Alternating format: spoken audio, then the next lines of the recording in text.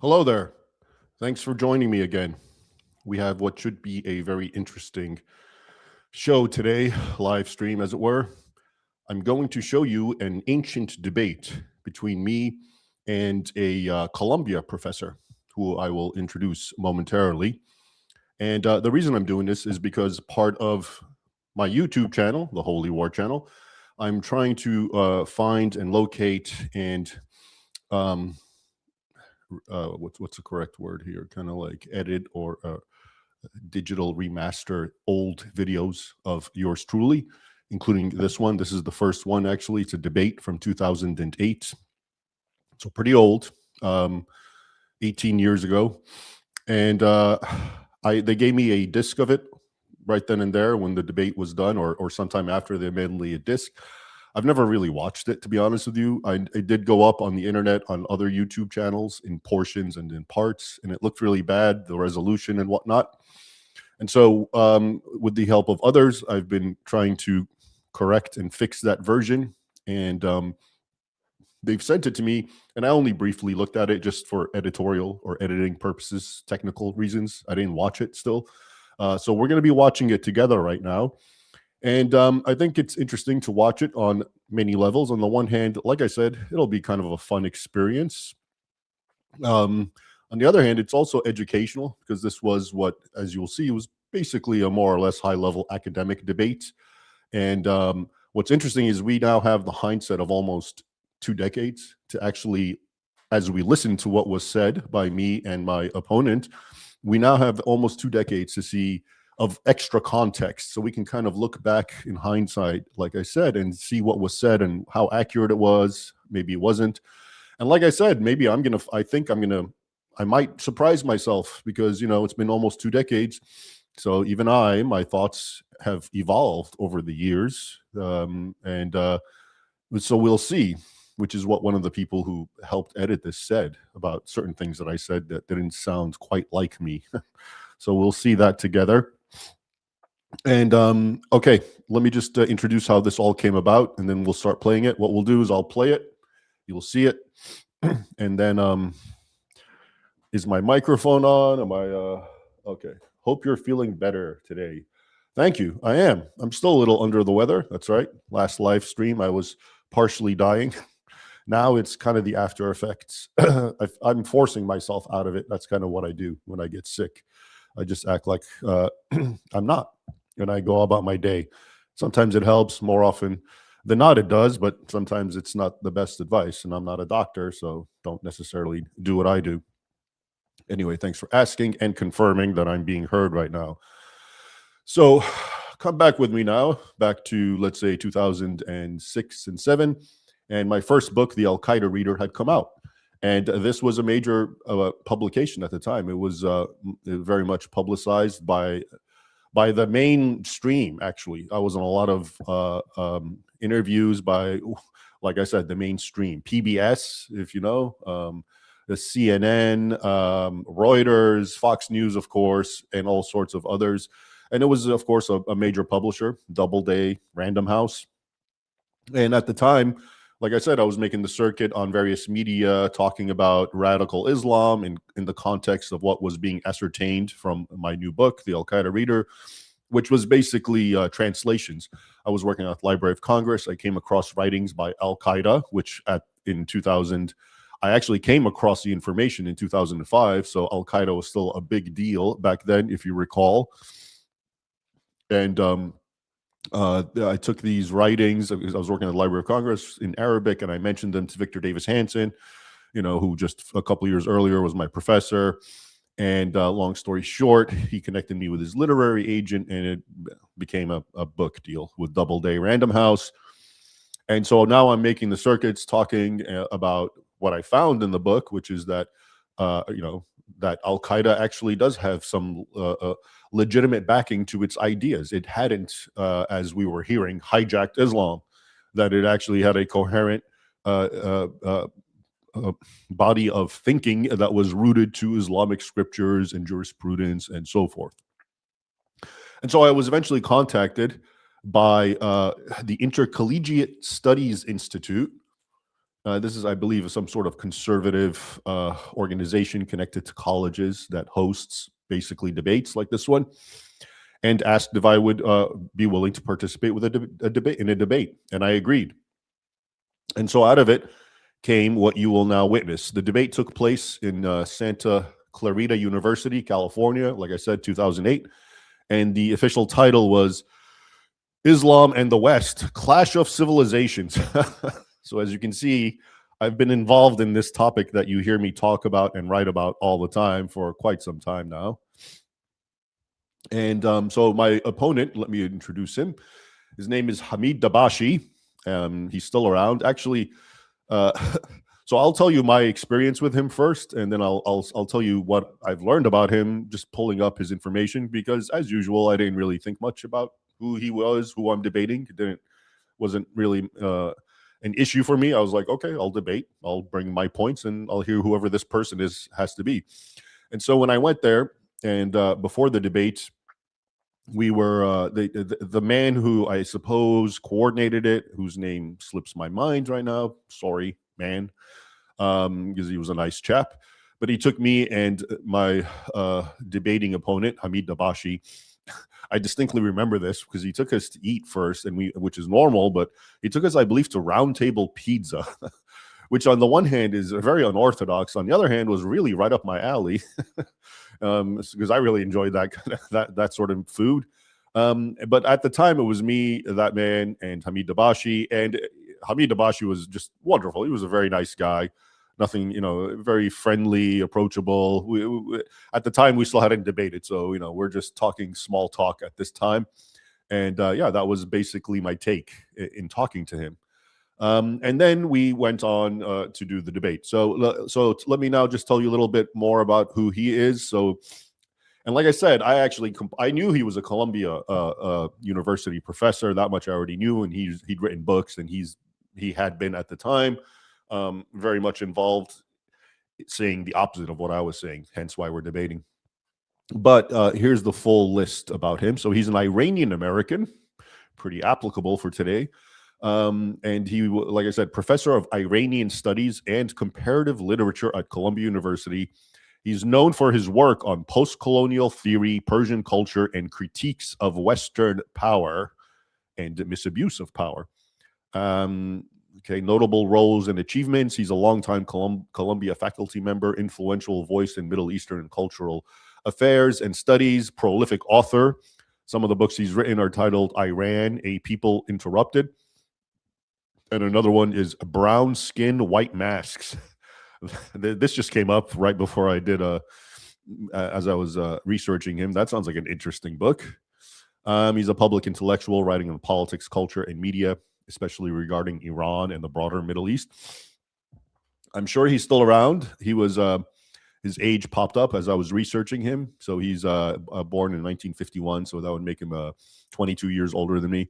So I'd put him at, I guess he's 75 now. But I saw images of him talking, against the Iranian war, as one would expect. And I think there's videos out there of him. So he's still active. Good for him. He's still in good health. I'm happy to see that. Criticism and controversies. Critics argue his writings are highly polemical and ideologically driven, especially concerning U.S. foreign policy, Israel, and Western institutions. He's faced backlash over statements some consider inflammatory or biased, and he's viewed by opponents as more of an activist scholar than a neutral academic. Bottom line, he's an influential academic voice with a lot of significant scholarly output, but can also be seen as a polarizing public figure, etc. All right. Now, what's really also interesting about him, which I did know at the time, this was the one thing I did know, is because he is from Columbia University and the topics that he writes about and the way, his position is framed, as I just read to you, post-colonial critic, etc. So he's actually very closely influenced intellectually and institutionally by Edward Said. And if you don't know who he was also a professor at Columbia University. But there he was he was quite the towering figure, and primarily because he wrote this book called Orientalism, which I had to read before I went to Georgetown University in the very early 2000s, right around 2001. I remember after being accepted, they gave us assignments, summertime assignments, and one was to read Edward Said's book, Orientalism. Now, keep in mind at this time, I don't know anything about academia being politically charged, the left, the right. I'm just a well meaning, studious young chap who wants to learn and is more than happy to read any book. And when I got this book, Orientalism, I was like, wow, this really sounds good. And I read it. And, at first, it's dense, of course, very much academic style. And I read it and because I was used to that sort of thing. But even then, I started realizing, like, what's this guy talking about? Because if you don't know, so his whole point about Orientalism is he's a foundational figure through that book in creating these sorts of post-colonial theories that you hear about. The idea, like the woke cameraman, if you remember, who every time we spoke and Islam come up, he would just talk about colonialism and how everything goes back to that, and that's why we have all the problems in the world that we have because of colonialism. Okay, but back to Edward Said, just so you understand, because Edward Said is also very influential, like I said, on Dabashi, the guy that the man I debated, as you will see. And Dabashi himself has very often tried to connect himself to Said. He's spoken about him, he's written about him, and he's often seen as carrying forward the same line of critique and logic. He's the new standard bearer for the anti-colonialism mentality. All right. But so back to Edward Said and why he's very important. Like I told you, it's the book Orientalism. And the whole point of his book, Orientalism, was basically to show you how Western colonial writers at the time talked about Eastern people. And the logic that he tried to present is that everything they wrote was a lie. It was just simplistic, and it was meant and driven by the need to justify overpowering and controlling Eastern people. Okay. And so there was no truth to it. So, and that's what immediately struck me as I read it. It was very relativistic. Because I remember and keep in mind, this man, Edward Said, was not a historian. He's actually, his degrees are basically in literature. So keep that in mind. This is a literary critic who was actually critiquing history through literary critic methodologies. And you can imagine the problems with that. And so what happened is he essentially just jettisoned all of the historical writings by the so-called colonial powers. Well, they were colonial powers. And just by simply saying everything they said was a lie. Okay, so if they said Muslims were inherently fanatical or violent, or their religion is intolerant, et cetera, that for him was just a trope that was created to justify controlling and dominating Eastern peoples, in this case, Muslims. All right, and that, of course, that theory through his book Orientalism just dominated academic discourse about the colonial era, as we can see until today. All right. Like I said, if you recall, I remember this, there was a big debate between him, Edward Said, and Bernard Lewis, a historian that I really do like, whose works have been very useful for me, especially in the early years. So in the years when I was, a young academic being exposed to and inundated with writings and propaganda such as Edward Said's Orientalism, I found some solace in the writings of Bernard Lewis, because he also, of course, is heavily credentialed and impressive academic who's written many books. And if you see in my books, my history books, you'll see I often, not infrequently cite him and quote him, because in many ways he was seen as the polar opposite of the Edward Said, and he kind of represented the actual historical position, because he is a historian, was a historian. And so I'm just bringing you back in time to how I was dealing and grappling with these sorts of things when I was, again, like very early years. We're talking about 2000, 2001, and how Edward Said was presented. So anyway, enough of that. Let's get back to the forthcoming debate with Hamid Dabashi. I just tell you all this about Edward Said because he was an important, huge figure. His works are still very influential on woke madness. and especially in academia. And the man you're about to see, Hamid Dabashi, is seen as his sort of intellectual successor. He knew him, he worked with him, they were apparently friends, and they both championed the same idea. Okay, so without further ado, what I'm going to do now is play the video, and it's basically I think he started. I remember that. I think they gave us like 10 minutes each, and then we come up and like rebut each other 5 minutes, and it keeps getting shorter and shorter. And I will probably try to, as we watch together, and not in the middle, but after one of us stops, I'll pause it and offer some commentary. So, without further ado, here we go.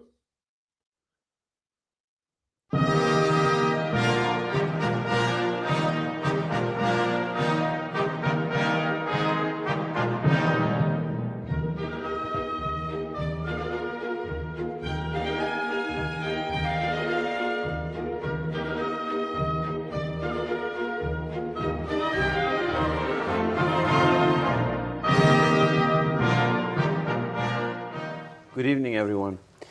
I'm very grateful to Ms. Nicole Rizqallah, who initially solicited this invitation, and to Ms. Miriam kindly picking me up from the airport, and to the Intercollegiate Studies Institute, and to your university for hosting this.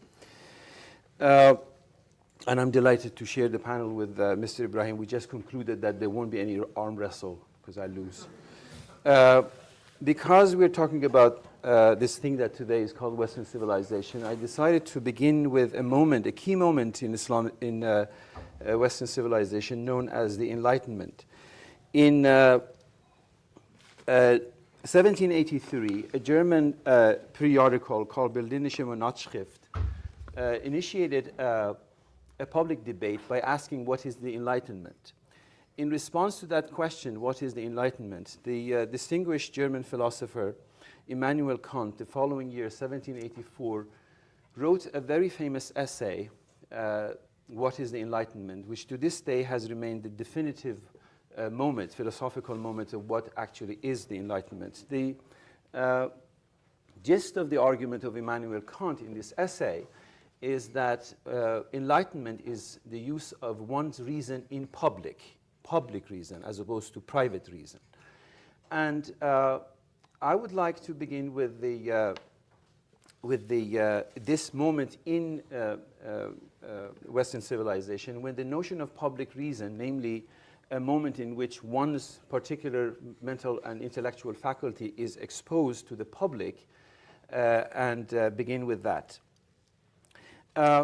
The various readings of Islam, one way or another, that have been produced over the last 1400 years by Muslims and non-Muslims, positivist or orientalist, pious or antagonistic, sympathetic or hostile, have been produced by and within, one might call, following Immanuel Kant, private reason, a reason limited to a limited body of interlocutors, and as such a disciplinary reason, a discursive reason, a reason domestic to a particular mode, manner, or modality of thinking.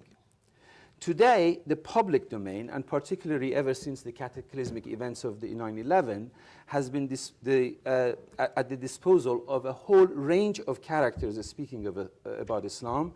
Among them are, number one, Ivy League academics like me, who are stranded within a very limited and limiting discourse, are used to a captive audience called the students, and who are yet to learn how to speak to an audience that does not take note when listening to them. Number two, politicians, pundits, flight-by-night experts, and outright career opportunist charlatans who have a vested interest in systematically demonizing Islam as the source of all evils in the world. And number three, by offended and troubled Muslims who are deeply disturbed by such public perceptions of their faith, and alternatively offer a constitutionally peaceful, rosy, and blissful picture of their own faith. In direct response to the question put to me, is Islam a threat to Western civilization, I give a very simple, straightforward answer. No. Islam is no threat to Western civilization. Islam has much in common, in fact, with Western civilization. Islam is part and parcel of Western civilization with the same logic that posits Judaism and Christianity as part of Western civilization. If we were to take the Mediterranean basin as the navigational contours of the rise of Islam between the late antiquity and the rise of the Renaissance, it is impossible to isolate Islam and posit it as an antagonistic force against Western civilization. With the same logic that Averroes and Al-Ghazali cannot be posited against Moses Maimonides and St. Thomas Aquinas as their nemesis. They would be deeply offended, troubled, dismayed, and baffled by their ahistorical, untrue, and newly found hostility. But our problem is not with those great sages and philosophers who are long gone and yet very much happy and busy conversing in their own philosophical dreams. Our problems are rooted more immediately around us. Ever since the cataclysmic and criminal events of 9/11 and the subsequent US-led invasion of Afghanistan and Iraq, the foreign policy proposition of Samuel Huntington in his 1993 foreign policy essay and subsequent 1996 book, Clash of Civilization, has been revived and invoked as the modus operandi of our current global condition. If during the horrific events of 9/11, some 3,000 plus innocent Americans, among them many foreign nationals, were murdered by a criminal band of militant Muslims, in the aftermath of 9/11 and during the US-led invasion of Afghanistan, tens of thousands of Afghans, and after the US-led invasion of Iraq, hundreds of thousands of innocent Iraqis, 656 according to the Lancet report of Johns Hopkins University up until 2006. Iraqis have been killed, with millions more who made homeless and refugees in and out of their own homeland. So if we are to remain within the two fictitiously hostile binaries of Islam and the West, it would be more appropriate to ask if the West is a threat to Islam rather than if Islam is a threat to West. The problem, however, with the clash of civilization proposition is not who has killed more of whom, but with the whole categorical proposition of civilizational conflicts at the heavy cost of the historicity of the human condition. Civilizations are made of living and breathing human beings, receiving, remembering, forgetting, and reinterpreting their cultural heritage and their specific historical circumstances, and subject to such crucial factors as class, gender, and race. The Islam of a skinny young Algerian illegal immigrant laborer in France washing dishes in the basement of a restaurant is constitutionally different from the Islam of a Kuwaiti oil tycoon heavily negotiating between his gluttonous appetite and his cholesterol level upstairs in the same restaurant. The Islam of a young Iraqi woman emigre cleaning houses in Sweden to feed her children is seriously different from the Islam of a Khaliji billionaire's haram parading via Veneto in Rome along with their Filipino slaves, mobile phones, and heavy clouds of conflicting perfumes. The Islam of the women's rights movement in Iran is doctrinally and principally different from the misogynist Islam of the ruling clerical cliques in the Islamic Republic. The Islam of the impoverished and disenfranchised African Americans responding to the message of Malcolm X, or the Christianity of Jeremiah Wright for that matter, is morally different from the Islam of militant adventurers like Osama bin Laden or Ayman al-Zawahiri. The Islam of the Afghan, Algerian, Bangladeshi, Sri Lankan, Syrian, or Iraqi illegal immigrants sharing the indignity of the living conditions in the Palestinian refugee camps in Sabra and Shatila is vastly different from the Islam of highway bandits like Mullah Omar or the Islam of the Saudi ruling clan. No religion is inherently anything, violent or peaceful, kind or cruel, just or unjust. Every religion is potentially peaceful, viably violent. There is scarce a religion more peaceful than Hinduism and Buddhism, but give them to the BJP, they skewer Muslims alive with it, or to the Tamil Tigers, and with it, they have perfected the weapons of suicidal violence. The same is true about all other religions. The Islam of hijacking a plane full of innocent passengers and crashing it into a building full of other innocent people is not the Islam of Muhyiddin ibn Arabi, or the Islam of Maulana Jalaluddin Rumi, or the Islam of Yunus Emre. As indeed the Judaism of a mass murderer like Baruch Goldstein is not the Judaism embedded in the prophetic voices of Noam Chomsky, Norman Finkelstein, Ilan Pappé, and millions of other ordinary and decent Jews around the globe. Or the Christianity of Jim Jones of People's Temple is not the Christianity of Meister Eckhart, Soren Kierkegaard, or Gustavo Gutierrez, as indeed the Hinduism of Gandhi is not the Hinduism of BJP. Blaming Islam generically for what happened on 9/11 is similar to blaming Christianity generically for the Virginia Tech massacre on April 16, 2007, when Sui Hui Cho killed 32 people before committing suicide, a massacre that remains the deadliest shooting incident by a single gunman in United States history. "You have vandalized my heart," Sui Hui Cho said in his taped suicide note. "Raped my soul and torched my conscience. You thought it was one pathetic boy's life you were extinguishing. Thanks to you, I like Jesus Christ, to inspire generations of the weak and the defenseless people," end of quote. He was not the first mass murderer in modern American history to kill 33 people for every year of Christ's life. And his act has been compared to the murders committed by Chicago's notorious Christian serial killer, John Wayne Gacy, who too raped 33 people.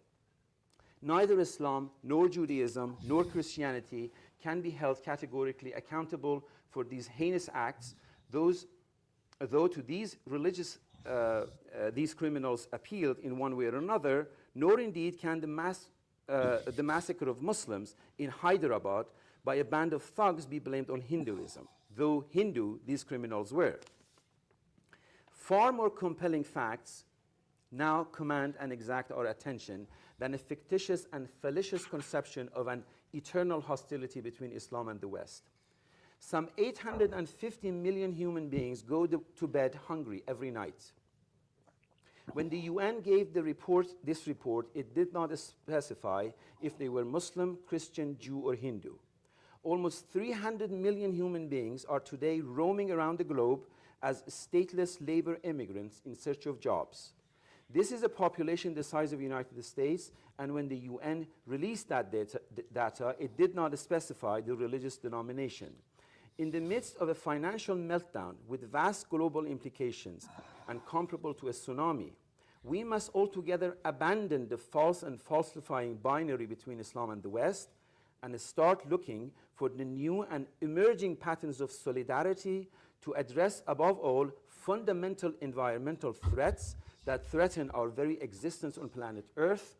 As we have witnessed in the recent presidential election, the word Muslim has been reduced to a four-letter word that people must exonerate themselves from the accusation they might be Muslims. In this environment, questions such as, is Islam a threat to Western civilization, are entirely the wrong questions to ask. I'm running out of time. I will subsequently, in my other occasions, will have... let me just conclude with this. If nonviolence in this violent time is our primary objective, let me give you the following example which crosses all religious boundaries. The most significant voice for nonviolence in 20th century United States was Martin Luther King Jr., correct? He was heavily influenced, as a Christian, a leader of the civil rights movement, he was heavily influenced by the idea of ahimsa of Gandhi, nonviolence of Gandhi. Gandhi's idea of nonviolence was heavily influenced by Henry David Thoreau's idea of civil disobedience. The entire edifice of Henry David Thoreau's civil disobedience and the transcendentalist movements of the United States were influenced by two Persian/Muslim poets, Hafiz and Sa'di. And in fact, Emerson considered himself a resurrection of Sa'di. In this one example, from Christianity to Hinduism, to back to transcendentalism, to Islam, you see the navigational contours of how idea of nonviolence crosses all religious boundaries and fixes on saving generations of Indians. etc., without creating binaries and oppositions between religions and convictions, but fixated on a singularity of non-violence responses to these sorts of issues. Thank you.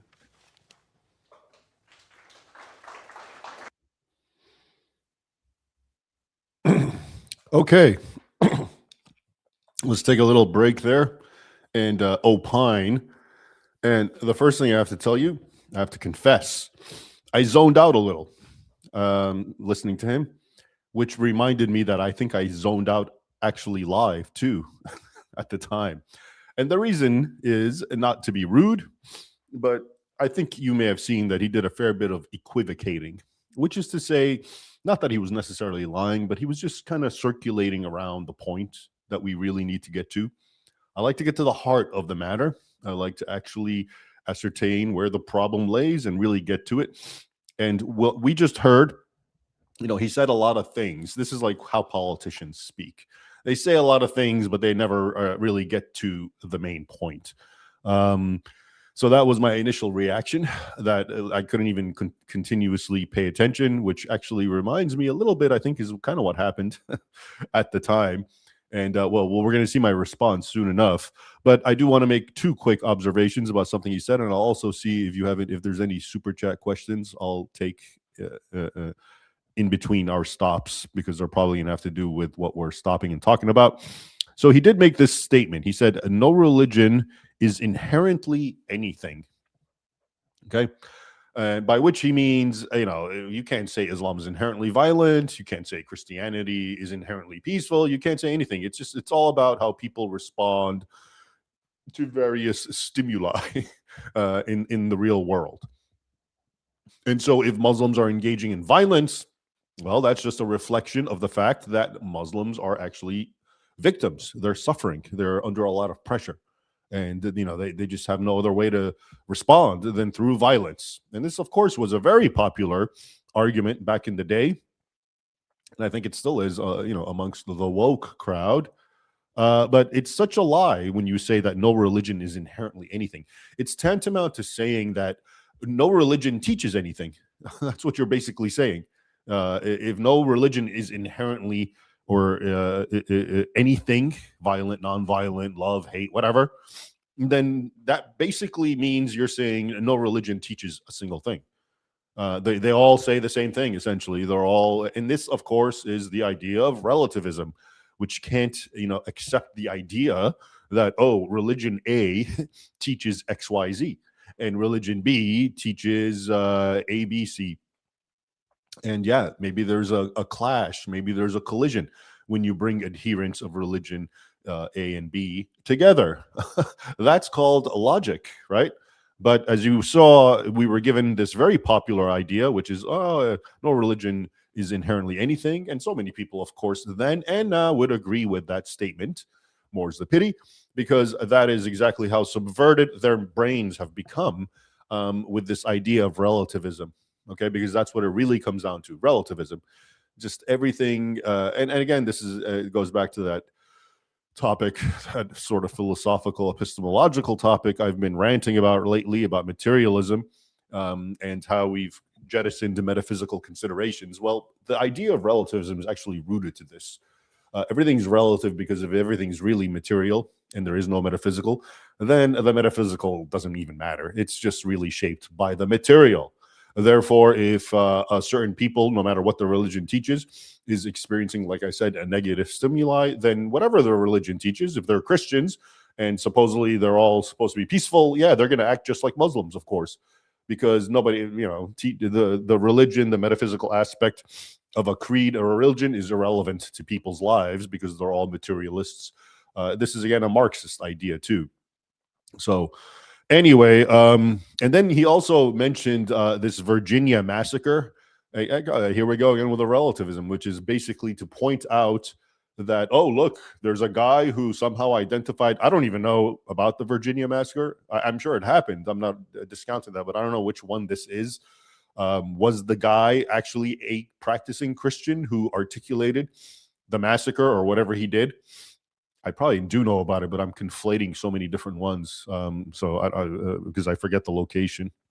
But was he actually articulating it through Christian principles? That sounds like what Dabashi's saying, right? And but oftentimes what really happens is a Western person engages in terrorism, and then all of a sudden they're accused of being Christians, because if you're Western, you're a Christian in a sort of Muslim worldview.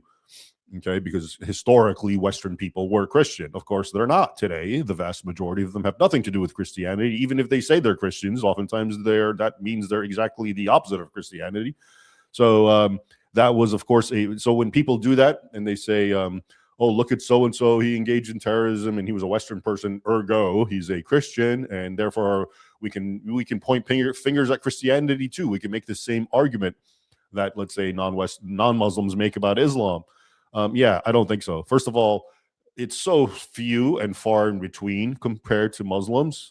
Islamic terrorism is like a daily thing, okay, as in literally dozens, if not hundreds, around the world uh, are happening. Whereas, so to find me a Western man every few years, sorry, that doesn't work. Anyway, um, let's see. All right. Leia Wolf the Red. I'm calling that entire opening statement from this alleged intellectual Takeya. He knows he's lying and he disgusts me. Yeah, well, of course you're free to think that, and I don't blame you for thinking that. And he is, by the way, Iranian, which means he comes from a Shia background. And as I've been told repeatedly, Takeya is not a Muslim thing; it's a Shia thing. Of course, it's a Muslim thing, but it is true that the Shias have championed it historically. At any rate, let's now see what a young Ray had to say to all this. All right.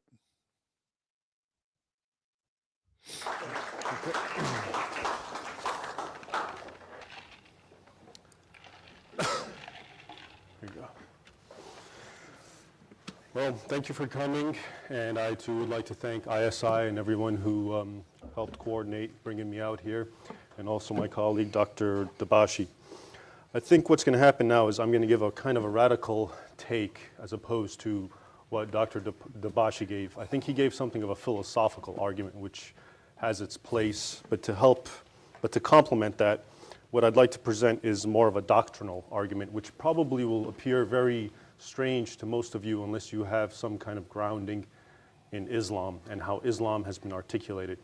And also, one last point, I'm going to be, because Islam does have different branches, I'm specifically going to be talking about Sunni Islam, because Sunni Islam at least accounts for about 85% of the entire Islamic world. Now, the question is, does Islam pose a threat to Western civilization? I am not going to give a straightforward answer, but first I'm going to present some evidence and then hopefully reach a conclusion.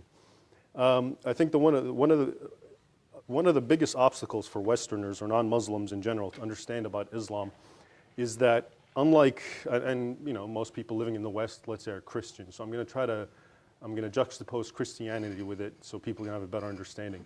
With Christianity, there's this notion, and a lot of Christians and non-Christians and people who just grew up in a Christian heritage share this notion that religion is a spiritual thing that is not part of the state. And that has precedence in, of course, the Bible and in Jesus' word. Render unto Caesar what is Caesar's, render unto God what is God's. Now, that has nothing to do with what the church did in history, but at least scripturally, it's always been there. The separation between what man does in the here and now and the spiritual relationship between man and God. Now, from my studies and my understanding of Sunni Islam itself, of course, has a very spiritual component to it. But beyond that, it is an extremely legalistic religion, very much concerned with the here and now. And so if you really go into it, and I'm going to be discussing something of Islamic jurisprudence, or in Arabic what's called usul al-fiqh, which means basically how Muslims go to the corpus of Islamic scripture and writings in order to derive laws to govern their lives, or basically what you've probably heard as called as Sharia law. Now, it turns out that in Sunni Islam, every human act a person can commit in this world, in the here and now, is categorized according to usul al-fiqh, or in short, Sharia law, as being either forbidden, you can't do it, as being discouraged, you can do it, but you shouldn't, as being permissible, and that's the vast majority of human actions that a human can do. They're just permissible. As being recommended, in other words, you don't have to do it, but if you do it, that's all the better. And as being obligatory. Now, everything in Sunni Islam, going back to what's called the four orthodox schools of thought, or in madhahib in Arabic, is classified in this way. And they come to these classifications based on the Quran, which is understood to be the verbatim word of God. And the second textual source is the hadith, or the sayings of Muhammad and his deeds and what he did. And so based on that, that's where you get the word Sunni, based on the word Sunnah. Sunnah means the example of the Prophet Muhammad. So Muhammad did X, Y, and Z. That becomes Sunnah for Sunnis, the vast majority of the Islamic world, to try to implement in their lives. Now, I would, Dr. Dabashi was saying at one point that, a lot of people try to portray as Islam as completely evil and the root of all evil, and I would agree with him, and about that a lot of people do that, and I would also agree with him that that is not the case, that Islam is not the root of all evil, and that there are a lot of admirable qualities about Islam. However, going back to our original question, which is the clash of civilizations, you find that when you go back again to the classical usul or roots of jurisprudence and Sharia law, you find that based on the Quran, based on the words of Muhammad, based on the consensus or what's called ijma' of the ulama or Islamic scholars and theologians, they came up relatively early on with this concept of Dar al-Harb and Dar al-Islam, which means the world was split in two. On the one hand, you have the world of Islam, which is just and good because it's governed by Sharia law.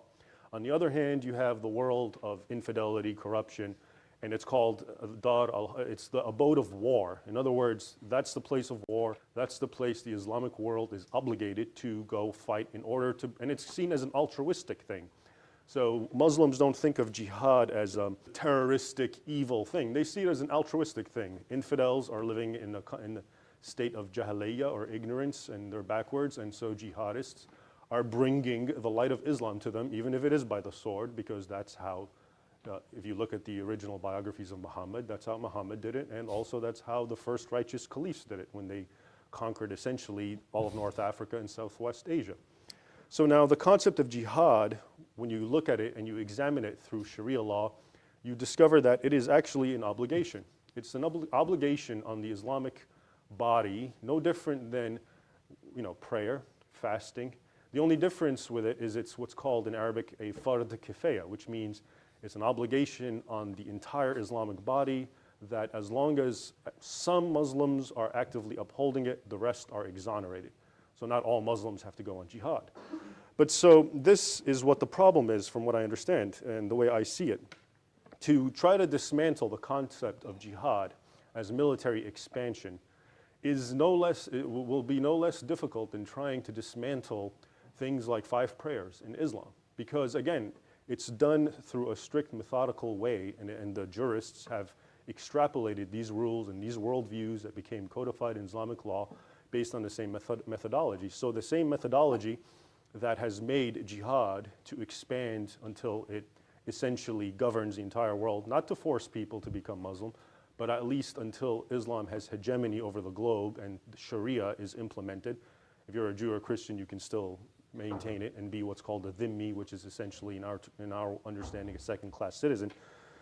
But so this is ultimately the problem. This is a codified worldview. So now when someone says Osama bin Laden, he's a violent guy, look what he's doing, he's taking things out of context.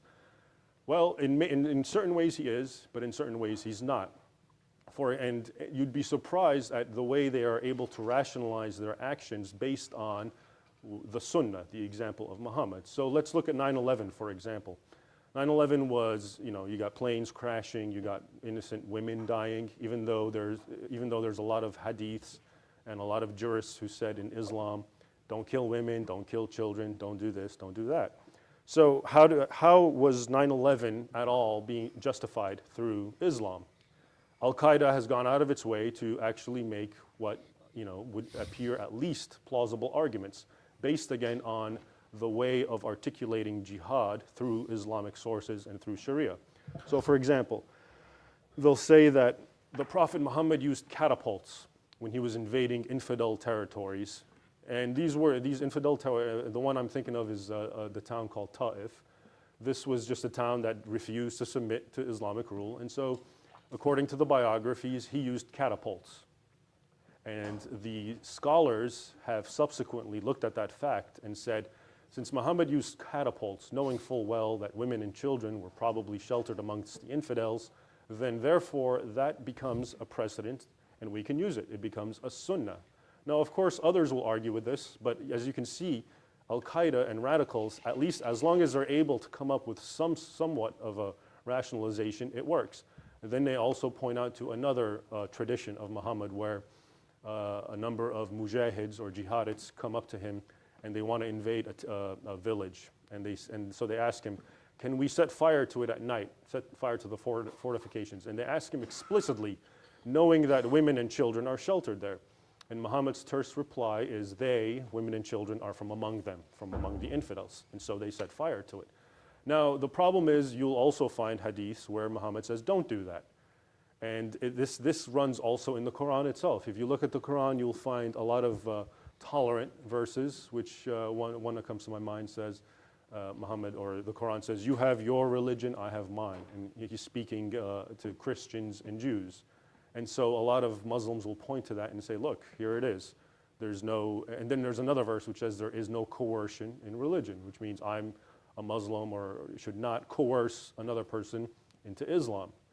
Now, the problem with that is in the Quran you also come across a number of violent verses that say the opposite.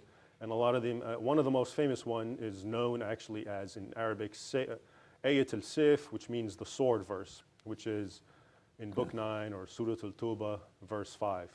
And this verse, now, and here's the problem. According to the classical jurists, that verse alone abrogated, that is to say, canceled out all of the earlier tolerant verses. Now, a person can come up and say, well, I don't agree with that, and that's all well and good. But if you do that, you are in essence stepping out of the Sunni community because, like I said, there's 4 schools of thought, and all 4 of them agree to A, that jihad is a perpetual state of affairs, is a perpetual state of affairs with the non-Muslim world until they are subsumed. And so that's ultimately the point. So again, what I'm saying is there is a very old legal tradition to what jihad is and to what Islam expects of Muslims vis-a-vis non-Muslims. There's a number of Quranic verses that say, "O you who believe, Muslims, do not take friends and allies from Jews and Christians." Now, if you're a Muslim and you read that, it's going to be very hard for me to understand how do you, as a Muslim, if you're a true, sincere person trying to implement that verse in your life, how do you become, sociable with Jews and Christians, or worse, mushrikeen, who are total pagans, like Hindus and Buddhists. So you have this element involved in Islam, which is very legalistic, very black and white. It says what's right and it says what's wrong. And when it comes to the concept of a clash of civilizations, the notion that Islam must fight not just the West, but the rest of the world is doctrinally demonstrable and historically demonstrable. Let's not forget that Islam first Arabia was conquered. Arabia was not intrinsically Muslim. It was conquered. And after Muhammad died, there was a full year of warfare because a lot of the tribes that did convert broke off from Islam. And the first Caliph, Abu Bakr, waged a bloody war where tens of thousands of people died. And then after that, it spread to Egypt and to Syria and to Persia and throughout all North Africa until Spain and all the way to essentially India. Now that was all, if you look and read the historical documents written by Muslims, they all describe it as conquest. And again, they justify it by what I've been saying, that this is what we must do. And again, if you continue looking at it, you find this thing went on all the way until, the Ottoman Empire started invading Eastern Europe and the Balkans, conquering it. And then I think what happened and why this is very difficult for people to understand today in the West, whereas a few generations ago or centuries ago, non-Muslims would have no problem with this argument, is that we've kind of lost track of history. And so we look back, if you were born in this era or whatever and you live here, you look at the Muslim world and you don't see violence. You don't see Muslims screaming jihad, let's kill the world. But you have to ask yourself, is that because they have completely dismantled the concept of jihad and therefore they've thrown it overboard and it no longer matters? Or is it because they're in a state right now where they are incapable? can the Islamic world, even if it wanted to, wage a jihad against the rest of the world and conquer it? No, it can't. And even legally, it can't do it because it doesn't have a caliphate and doesn't have an imam. So I think we in the West are suffering from an epistemological problem understanding this, this legalistic aspect, not least, again, because lots of people in the West come from a Christian heritage and they can't begin to comprehend a religion that is so fixated in black and white terms and not about a spiritual thing. So in the West, someone will say, well, I'm a Methodist, I'm a Catholic, I'm a Protestant, I'm this. I believe this, I interpret it this way. I'm not saying that doesn't exist in Islam, but if you're going to be a standard Sunni who belongs to one of the schools of jurisprudence, you can't simply discount 1,400 years of tradition and an articulation of Islamic doctrine and theology. And one last point is I don't discount the whole concept that poverty I do believe that there's a lot of grievances involved in the Islamic world and that poverty helps create discontent and frustration, and that a lot of people may end up articulating it through an Islamic paradigm. But one of the questions that occurs to me is, if you look at the whole world, it's not just the Islamic world that is impoverished, and it's not just the Islamic world that is living under dictatorial regimes. And yet, so that's to me always been a question. In other words, I haven't heard of a Cuban driving a truck laden with dynamite into a Cuban building saying Jesus is great. And I haven't, so again, it seems to me there's precedence in the theology to lead to this sort of thing, to jihad. And ultimately, because it is a doctrinal thing, it's not something open to dispute. If you say, I'm not going to do this, that's tantamount to saying, I'm not following the words of God. That causes a problem, as opposed to it just being a man-made philosophy or an ideology, which can always be dismantled and just overlooked, such as, let's say, Nazism by post-Nazi Germans. So, thank you. Well, I must say, having seen young Ray, I'm quite impressed. He's so demure and polite and restrained. I think time has had a jading effect on me, apparently, because as I watched that young guy, he seemed so polite and nice and holding back. Clearly he was, in deference to the elder chap that he was, debating. And that's something that I haven't lost. I respect someone who's older than me. I have to, show them some amount of, respect.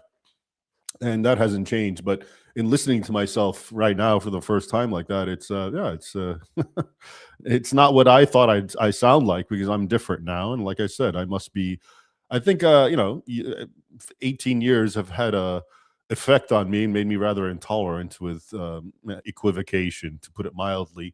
And so today, if I were to debate, I probably would not be as restrained as I was in what you just saw. But I commend the young guy, because that was very good. I'm glad to see that. More importantly, I have nothing to add to the argument that he made. I think it was great. It was very measured and to the point and balanced and objective. And the only thing I wanted to point out was, I was taken a little bit aback by my demeanor, because now I know how I am, and I think, but you see, so that's the change, right? 18 years will do that to a person. 18 years of saying the same thing and hearing the same lies and the same arguments will create a bit of intolerance, I think, in someone. I'm not saying I'm some crazy, wild, intolerant man right now. I probably, if I debate someone who says these sorts of things, I'll try to be respectful, but not quite like what you just saw. That's a guy with a lot of tolerance and ability to deal with nonsense. Okay, and trying to do the right thing, as it were. So, all right. Like I said, I have nothing else to add. So let's see the rebuttal, and let's see if there's any actually. Okay.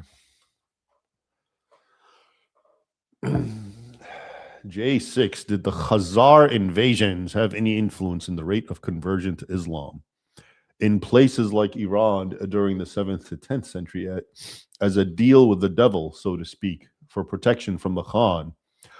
I can't really speak to that specifically, but I can speak more generally about just invasions in general and who didn't convert to Islam, and if it had actually if invasions from these sorts of tribal peoples had any kind of pressure on people. Yeah, they did.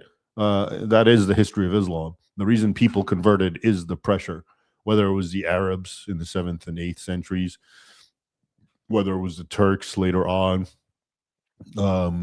or the Tatars, wherever they went, and Islam came with them. The Tatars are a good example.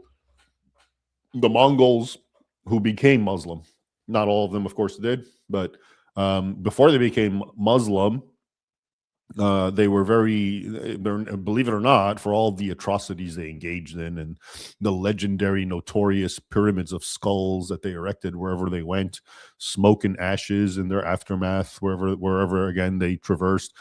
For all that, they were supposed to be very tolerant of religious diversity. And the reason for that, of course, is because they were not very confident in their own shamanistic rituals. Okay, so they looked up to and begrudgingly respected the monotheistic faiths, for example, and were very tolerant of them.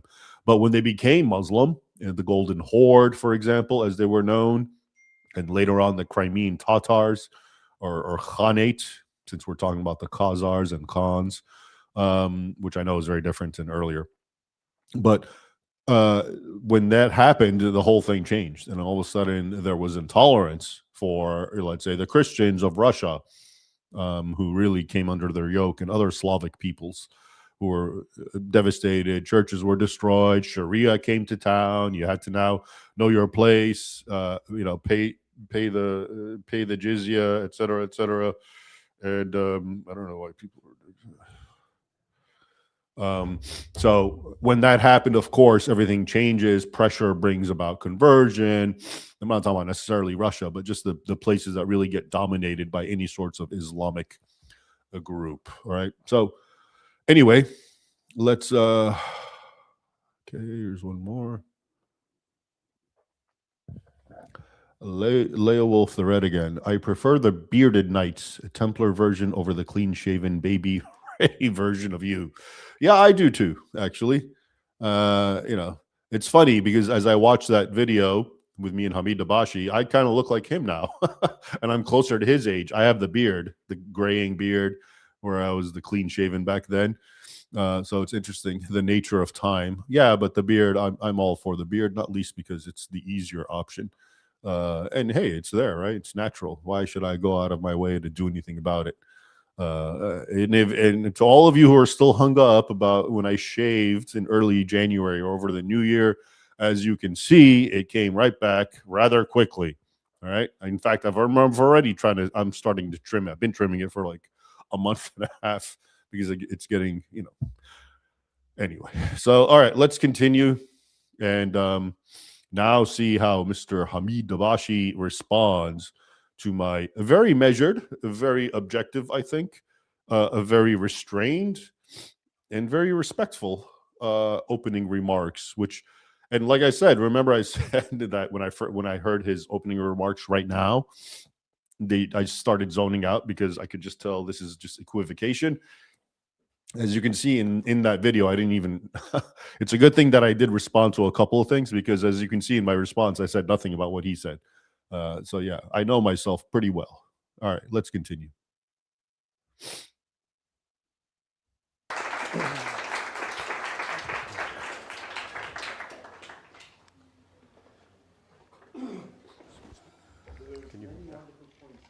Thank you. But let me begin by using the metaphor of camera, and to, in two specific examples, open the frame. The number one frame is the events of 9/11. In this country, we no longer even say 9/11-2001. We just say 9/11. In other words, the year 2001 has disappeared and has become the ground zero, as the site has become ground zero, the year zero. But historically, if we come back out of 9/11, inadvertently, we always start the narrative from 9/11. But if you start the narrative from 1973 or from 1967 or from 1948, what the Palestinians call Nakba, you have an entirely different story. That is, you open the shot of the camera and you have other things. Not only things that happened before 9/11, but things that have happened after 9/11. As I said in my opening remarks, the fact that 3,000 innocent Americans were killed on events of 9/11 is a horrid criminal act that must be called that and specifically identified. But equally important is the fact that this thing called Western, if United States is part of Western civilization, then the illegal, immoral invasion of Iraq is also part of that context, is it not? And if we pull, and how many people were killed after the US-led invasion of Iraq? 656,000. So one act cannot be singularly plucked out of historical context with concentration on that single fact, horrific, etc., and then the rest of history prior to 9/11 and after 9/11 forgotten. But more importantly is the question of, when we say is Islam is not just Islam of the last 10 years. Islam is 1,400 years, right? Is Islam a threat to Western civilization? As Mr. Ibrahim said, this is a sort of moral, philosophical, epistemological question. What Mr. Ibrahim described as the legal aspect, which is he's absolutely correct, is one important but one aspect of a much larger phenomenon. In the development of Islamic intellectual history, the development of the juridical aspect of Islamic history is one extremely important, as he said, but one aspect. Simultaneous with the development of Islamic law, you have the development of Islamic mysticism, exactly at the same time, heavily influenced by Christian asceticism and by Buddhism. Equally important in the course of the development, early Islamic history, is the development of Islamic philosophy. Islamic philosophy developed in dialogue with Greek philosophy. Now, neither philosophy nor mysticism are these amorphous intellectual things that have no political ground. If the mosque is the ground and the base and the site of the development of Islamic law, the court is the site of Islamic philosophy, and Zawiya, or the establishment for Sufi orders, are the site of the development of mysticism. And mysticism has a profound political dimension. So it is like the famous group that happens in Masnavi. There is an elephant in a dark room and a number of blind people just touching different parts of it, trying to figure out what that thing is. Depends where you touch it. Islam as a multifaceted phenomenon is the same thing.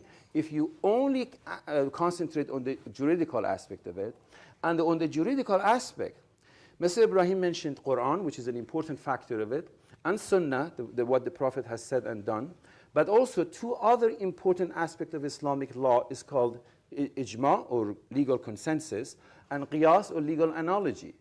The combination of these four factors, the Quran, the Hadith, the ijma, and the qiyas, provides a varieties of modes of interpretation that has now been consolidated into four schools of Islamic law, but they are not exhaustive. That is, historically there have been more than four schools of law. The schools of law used to be divided according to the city in which people believed in. It was later that they were codified as schools of law. But if you look at the Islamic history of the last 1,400 years, even the so-called even the juridical aspect, the philosophical aspect, and the mystical aspect, still it doesn't exhaust. If you walk in the streets of Baghdad in the year 1000, not everybody is divided into either a mystic or a philosopher or a jurist. You have the simultaneous development of literary humanism, adab, that has absolutely nothing to do with any religion. The formulation of literary humanism, which is based on literature, on Arabic as a literary phenomenon, has nothing to do with the Quran. One of the most troubling aspect is that something like 9/11 happens, you go to one aspect of Islamic law called jihad, link it to the Quran. Well, yeah, it makes sense. The Quran and the jihad and 9/11 kind of puts it is a nice narrative. But then, as I said, open the camera. Why do you open the camera? Not to confuse, but to contextualize. Contextualization in every aspect helps you to understand the phenomenon more accurately. Not to exonerate, but contextualize. No contextualization exonerates a criminal act like 9/11. And no contextualization exonerates the US-led invasion of Iraq or Afghanistan, which is illegal and immoral. And hundreds of thousands of people have been killed because of that. And so far as Christianity being the religion of peace, yes, it has been. But from the very origin of this country, there is a difference between the Christianity of Bartolomeo de las Casas and the Christianity of Sepulveda. Read Bartolomeo de las Casas' account of the Indian massacre. He is the voice of Christian conscience. But read Sepulveda, who totally exonerated and condoned the massacre of Indians. Correct? So the complication of history enables us as ordinary citizens to understand, not to exonerate, not to excuse, not to accept criminal acts, but to understand the context within which events happen. And events of, if you begin with the ground zero and year zero of 9/11, yes, it's a criminal act and it has to be condemned.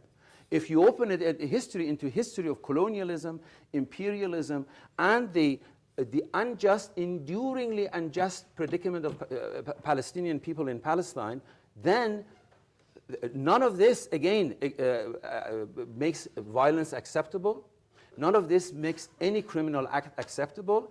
But the difference between, say, events of July of 2003 in UK with Mayor Livingston and events of 9/11 is that the British treated a terrorist act as a criminal act, not as a political act, not as an ideological act, not asking question what is wrong with Islam, not turning being a Muslim in the presidential election of 2004 into a four-letter word.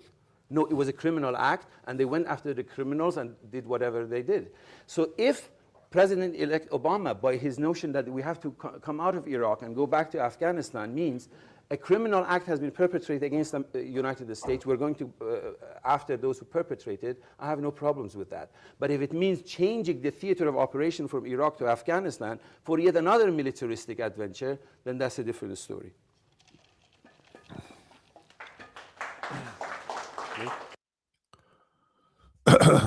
Okay. So there you go. That's his rebuttal.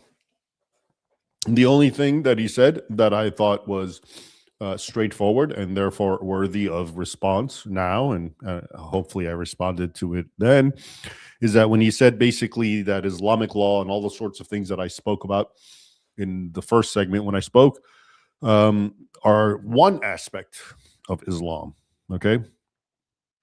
Okay, I mean, look, yeah, I'm open-minded. I get it. It is, if we're talking about Islam, well, it's actually the only aspect. But if you mean in a more nuanced, how it expresses itself within a human, okay, that's fair, of course.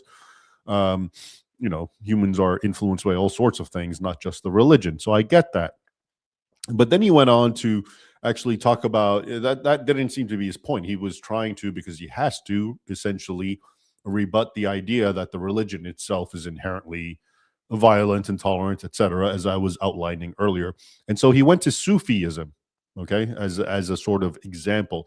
Now, the funny thing about Sufism is that from of old, since I first started on the Islamic venture, studying it, Sufism has been presented as a sort of, just like the antithesis of radical Islam. It's moderation, it's open-minded, it's mystical. It's just some dude whirling, a whirling dervish who just wants to be in touch with God.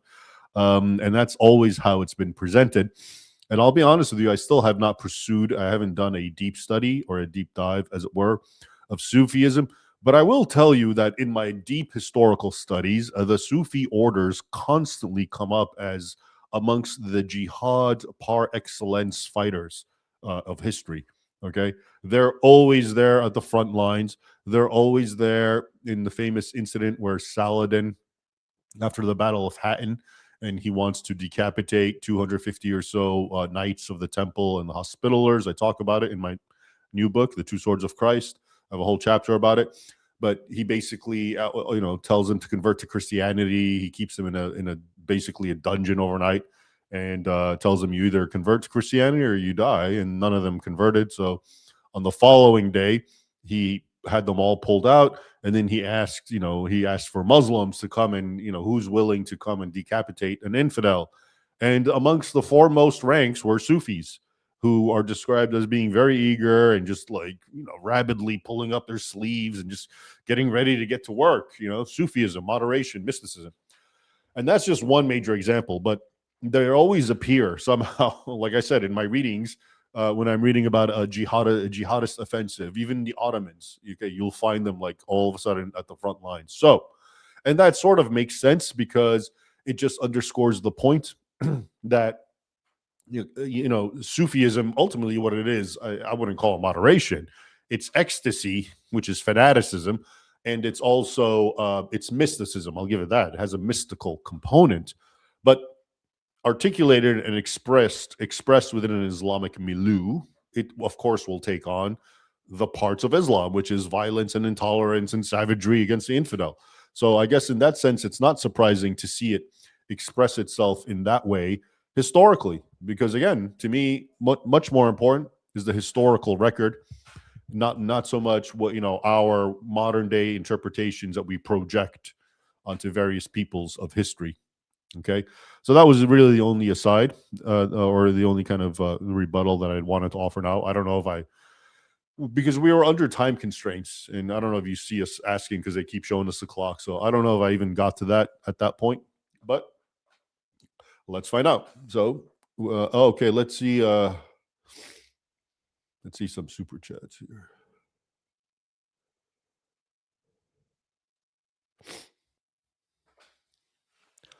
Have you heard the theory the Khanates were actually Jewish converts? Well, yeah, I don't think it's a theory. Isn't it the truth? I believe that they did actually convert to Judaism. The Khazars that you were talking about, I think around the 8th or 9th centuries. Dan, I'm an atheist, but I like your work. Well, thank you. I recently deconverted a Western woman who had fallen into Islam on TikTok. Okay. Happy to have saved a life. Well, good for you. Yeah. A Western woman who had fallen into Islam. You have to ask yourself, why does that even happen? Okay. Is it because Islam is actually that enticing, or is it because our tradition has become so weak? That's the part that I think we need to embrace. If you went back in time, you would never find a European Christian woman converting to Islam unless she was forced to or coerced. The fact that they are today is just actually a negative reflection of our own civilization and culture. Loaves of bread. I've heard Budapest isn't Muslim friendly today. Well, that is, of course, its reputation, because under the Viktor Orban government, which is on its way out, apparently he had very strong migration and anti-migration strictures set in place. He himself had on multiple occasions said that Muslims have no place here. We have different mentalities. We're a Christian nation. They're Muslims. There's a clash. It's not good for them even to be here. But there's a new government on its way, and no one really knows. I've heard both sides. Some people say that the new guy, Peter Magyar, I believe, who won, is even more anti-migrant. And then other people say, no, he's actually leftist. He's playing a game. So time will tell. Loaves of bread. I don't hear a thesis or a conclusion on his side. Yeah, Dabashi. Well, yeah, that's my point. I don't either. This is just equivocation. It's just a lot of lofty talk that goes in circles, and you're just supposed to be impressed by that. So, Leowolf the Red. I did open the camera, so to speak. It's why I'm very pro Crusades, and I agree with you. My favorite heretic is Vlad III Dracula. Favorite heretic. I did mention on the show Heretics that Vlad was one of my favorite heretics. So I assume that's what you're talking about. Okay, good. We share a similarity. The Scorpion King. Do you see Jews, atheists, Hindus as allies against Islam? they are tormented and seem to actively fight against this as much as Christian groups. Yeah, it's not even that I see them as allies. I do believe that they are being tormented, and should, and some do, fight back. If there is an opening or a possibility for an alliance, then why not? Sure, why not? That makes absolutely perfect sense. It's unfortunate that so many people are just being harried by Islam. I have to let you know, I don't hate Muslim people. Let me be very clear with you. I don't approach this from hatred or I'm just trying to or anything like that. Sometimes, you have to keep in mind Muslims are the first victims as well. So I'm not for trying to demonize Muslims, but I will demonize Islam because it deserves to be demonized and dismantled and attacked unequivocally. And because it's what actually hurts Muslims. It's what, I mean, think about the history. How did the Muslims, it's such a warped cycle if you really stop, because if you look at it historically, the people who become Muslims were somehow under duress. Okay. And oftentimes, we're talking about these first generations, their own families were killed. Okay. Because they didn't. And then essentially they surrendered, because that's what Islam means: surrender, submit. Right. And okay. So, and then after that, you go down the line and their generations, then their kids or sons or daughters are born and they're fanatical Muslims who are so wedded to this ideology. I've said this often, for example, in Egypt or in other Middle Eastern countries which still have Christian populations. Egypt is the obvious one because it has a very large one, the Coptic minority. It's ironic because a lot of times the Muslims attacking and killing and burning churches of the Copts, their grandparents somewhere down the line, when you go way back in time, was a Copt who converted because he had had enough of the attacks and the persecution. And he just gave up, or he couldn't pay and afford the jizya. Okay, so it really is a self-perpetuating system of destruction and tragedy. And that's why I'm all for, combating Islam itself, but I always see Muslims as sort of collateral damage. Unless, of course, you are the rabid, Al-Qaeda, jihadist, ISIS type. Okay, then you get what's coming to you. But a lot of the, it's because Islam's progress could not be stopped. No, now you have all these people. It's almost like a virus. They're infected, and then they infect others one way or the other. I hate to put it that way, and I went off on a tangent. Sorry about that. So,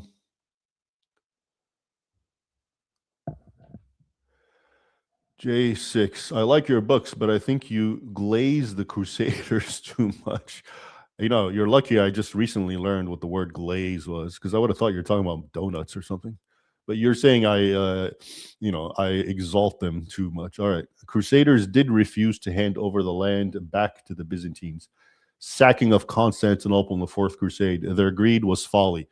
Look, I've never, ever, ever, and if you've watched me or read my writings, discount or deny that certain crusaders did bad things. Okay? Yeah, that's called human nature. All right?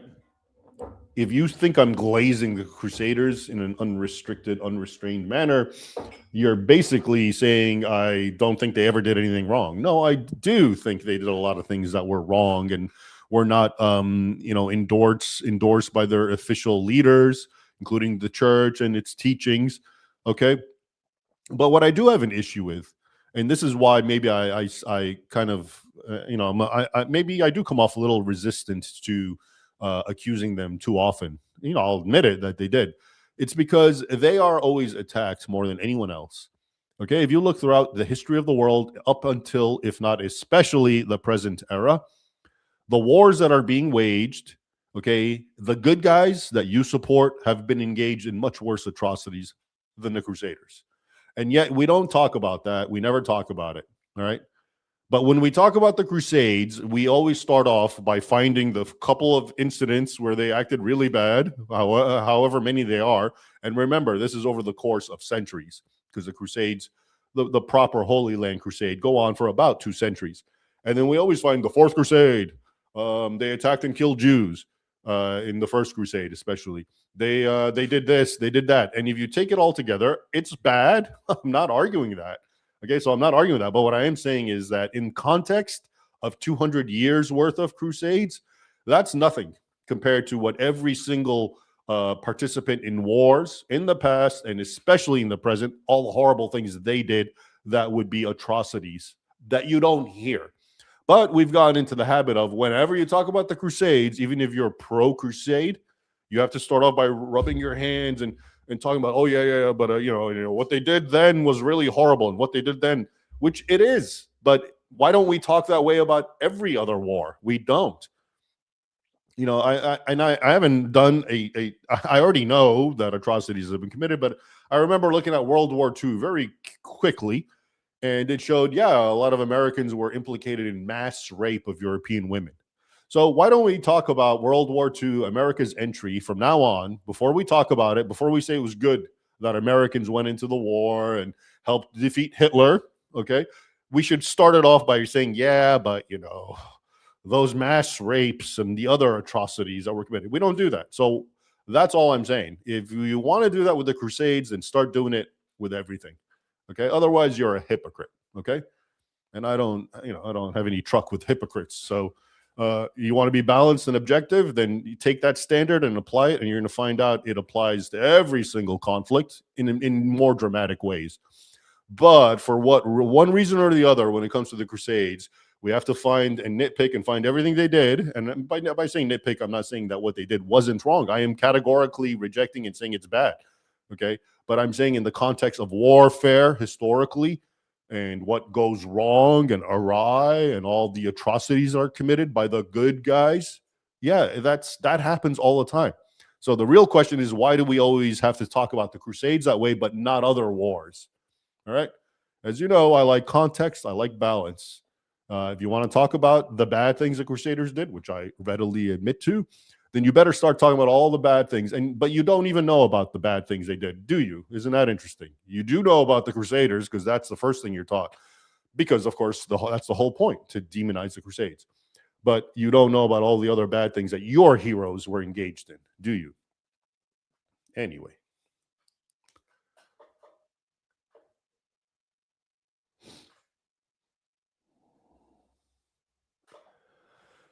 Talk with Asa, a Jewish Sufi, streams with David Wood.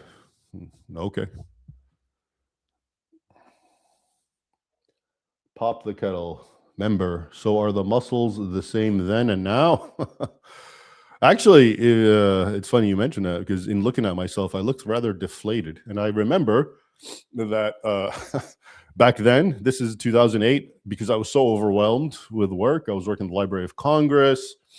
For full time, I had just written a book full time, doing other writings and fellowships. That the nature of my existence was and my personal private life was such that I couldn't do much of anything. So I remember what you're looking at back then, even though he was jokingly saying I'll beat him arm wrestling, I probably hadn't worked out in 2-3 years. Now I have a little more time and wherewithal, so I actually am able to hit the gym and where I take my aggression out. All right.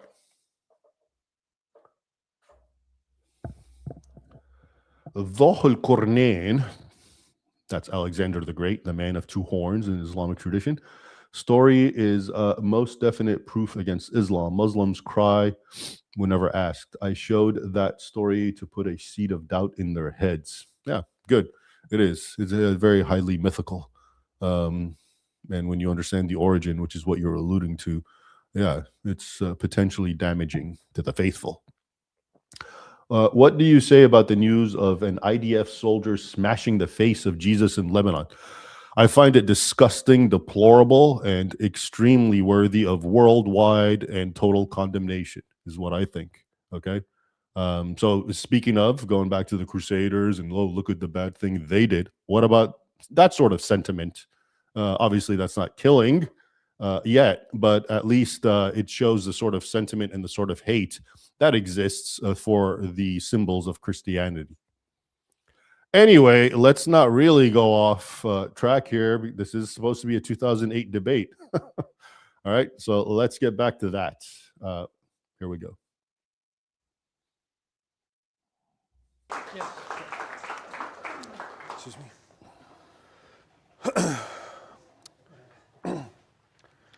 Okay, thank you, Dr. Dabashi. I'm going to keep my remarks essentially in response to a lot of what he said, a lot of which is plausible and much of which I agree with.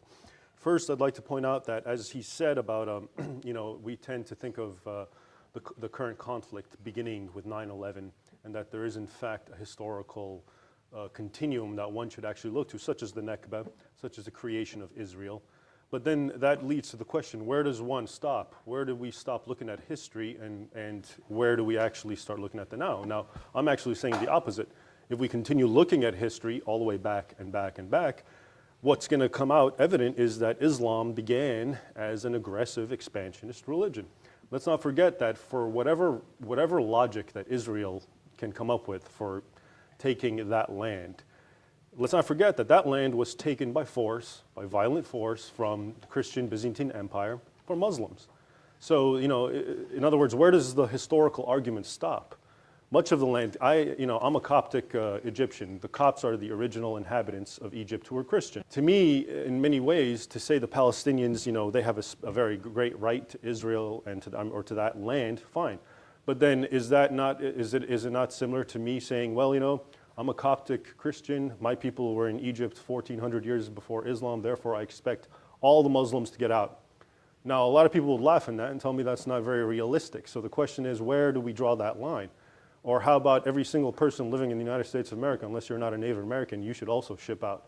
So where does it end, in other words? That's just one thing to keep in mind, and also with that, to keep in mind that lots of the aggression began, again, as I said, with the Islamic conquests. Every single country, except for those countries on the periphery of the Islamic world, such as Indonesia and maybe Somalia, were taken by force and conquest. So I've always found it very difficult to try to concede to the Islamic world land, thinking that it's rightfully theirs, when at the same time, so much of the land was taken by bloody force from non-Muslims. So that's just one point. Dr. Dabashi mentioned the illegal invasion of Iraq. I agree, it is an illegal invasion. But then again, Iraq, was part of Mesopotamia, it was part of the Persian Empire, and it was illegally invaded by Muhammad's followers, and it was conquered by bloodshed and annexed into the Islamic Empire. So if we really want to make a historical argument, we need to keep this in mind. A lot of times when you go to colleges and you start hearing about when do Christians and Muslims fall out, it always seems to me to be with the Crusades, as if everything before then was love and peace between Muslims and Christians. And then one day Pope Urban decided to get a bunch of wild crusaders to go and cause bloodshed in Jerusalem, which they did in 1099, and it was violent. But what you won't hear about is how Jerusalem was conquered 500 years earlier by Muslims and annexed with also a bloodbath. So in other words, let's always keep history. That's my field, that's what I study, and I always believe in keeping a historical context. As to the whole concept of Sufism and philosophy, I do not at all discount that. And I think in the Islamic civilization and in the evolution of Islam throughout the Middle Ages, there were many great things, as I indicated earlier, and I think Sufism was one of those things. But again, Sufism amounts to, last time I checked, maybe a couple % of the Islamic world. And to a lot of Sunnis, a Sufi is actually a heretic that you wouldn't even consider a Muslim, because they're not living, again, according to those black and white laws that have been articulated by the schools of Islamic jurisprudence. Dr. Dabashi also mentioned consensus, ijma, which I did not mention. And so the Quran and the Hadith are the primary sources, and then the secondary sources you can say are ijma and qiyas. Now ijma, it just so happens when I was talking about jihad as an obligation on the Islamic ummah to wage it until the whole world is brought into the fold of Islam, all of the ulama, or at least the ones that ultimately count of the four schools, have ijma, have consensus on this. And so it does become an obligation on the Islamic community, just because of these men, the ulama, the scholars. There was one school, Awza'i, who was one of the first schools of thought, but he didn't necessarily believe in this, but he was subsumed eventually by the other four schools, and all four of them agreed to it. So you have the Quran being interpreted by the ulama as meaning jihad against infidelity until the world is conquered. You have the hadith with some very straightforward comments. And now you have the ulama, and there's consensus about it. And so therein lies, to me, the ultimate threat to Western civilization, that you have a codified worldview that you, as a Muslim, if you do not uphold it, it's no less than you not upholding the other laws, such as drinking alcohol, or not drinking alcohol, or eating pork, or not doing your prayers, or doing the Hajj, because of the nature of its codification. And now, this issue of Sufism and philosophy, as much as there are good things and things that I would support, the problem that we're contending right now is Salafiyya. And Salafiyya, in many ways, it's a lot of people will present it as some sort of aberrant Islamic movement that, or Wahhabism, that has hijacked Islam and made it ultra militant, ultra violent, this and that. Now the thing is, and then at the same time you'll get a bunch of people saying what Islam needs is a revolution, is a reformation, kind of like the Protestants. But if you really study Salafiyya, that is to me identical to the Protestant Reformation, because the Protestant Reformation was essentially Christians saying we're going to break away from church, we're going to break away from tradition, and we're going straight to the primary sources, the primary texts, which are the Bible.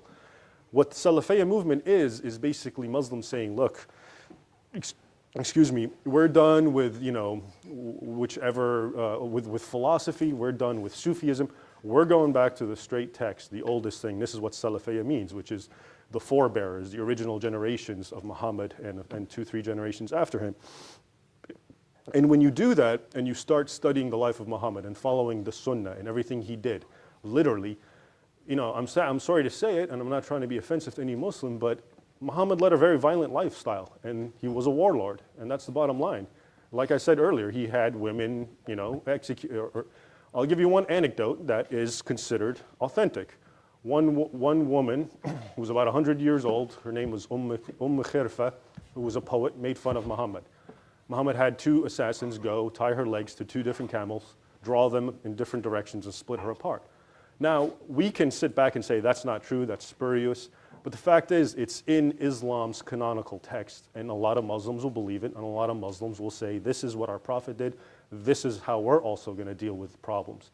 And so that's why this issue of Salafiyya, as good as Sufism is, as good as Islamic philosophy is, as good as mainstream or moderate Islam is, Salafiyya is always going to be much more doctrinally and theologically authentic than the aforementioned. And that's why when you get these jihadists doing what they're doing, it's very hard for moderate Muslims to condemn them openly, because they know that the Salafis have the stronger doctrinal base, because they always trace it to Muhammad, they always trace it to the schools of law, they also always trace it to the earliest, most pious Muslims.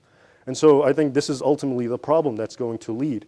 And at the same time, I am not in the least bit apologizing for the depredations of the West or colonialism or any of that. But this begs the question, even if the West did not do what it's done, even if Israel ceased to exist and never existed, that won't change what I've been delineating here about Islamic law and jihad. In other words, if Israel didn't exist, Jews are still going to be considered second-class citizens in Islamic law who should be fought in perpetuity until they are subjugated, just like Christians. And Buddhists and pagans should be just fought and given 2 options, either convert or die. So what I'm saying is you have on the one side the West and Israel doing whatever they're doing, and you can say it's good or bad. But on the other side, you have a transcendent kind of argument that doesn't care what they do. Sure, if they do things that are aggressive to the Islamic world, that's only going to probably provoke a greater response. But even if they didn't, it's still, they are doctrinally the enemy who must be fought. And so that's why ultimately I feel that it is, in fact, it will lead to something of a clash of civilizations, even though you won't see it now or maybe in this lifetime. Why? Is it because jihad has stopped? No, it's because we're living in a day and age where jihad is not capable of doing of actually battling the non-Muslim world in an effective manner. That's all. Thank you. All right, so in listening to myself, I was reminded that I was very happy because he had, before that, he had gone to history and he was trying to make historical arguments. Because if you noticed in my opening statements, I didn't go into history. I spoke more about doctrine, which I actually think is the weaker argument, at least for those who know history. It's generic. But when he started talking about the Sufis and the different manifestations of Islam throughout history, that's when I thought it was very important to and also to talk about how actually Islam itself historically went about doing what it did. So, but other than that, I don't think there's anything else I would have added at that point in the context of the time restraints that I and he were under. So let's see any more.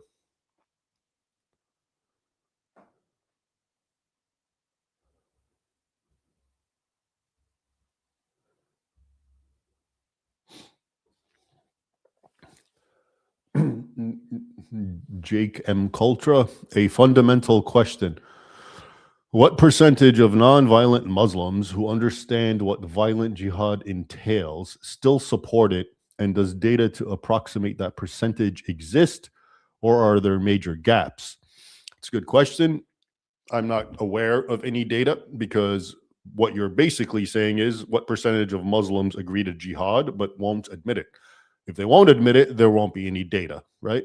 Because polls, this is how we get data, as flawed as they are.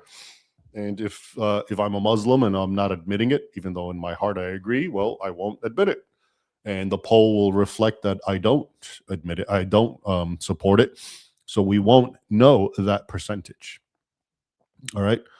If I were to take an educated guess, it would really come down to, the really fundamental question is, to what degree is this or that Muslim observant and pious of his and following his religion?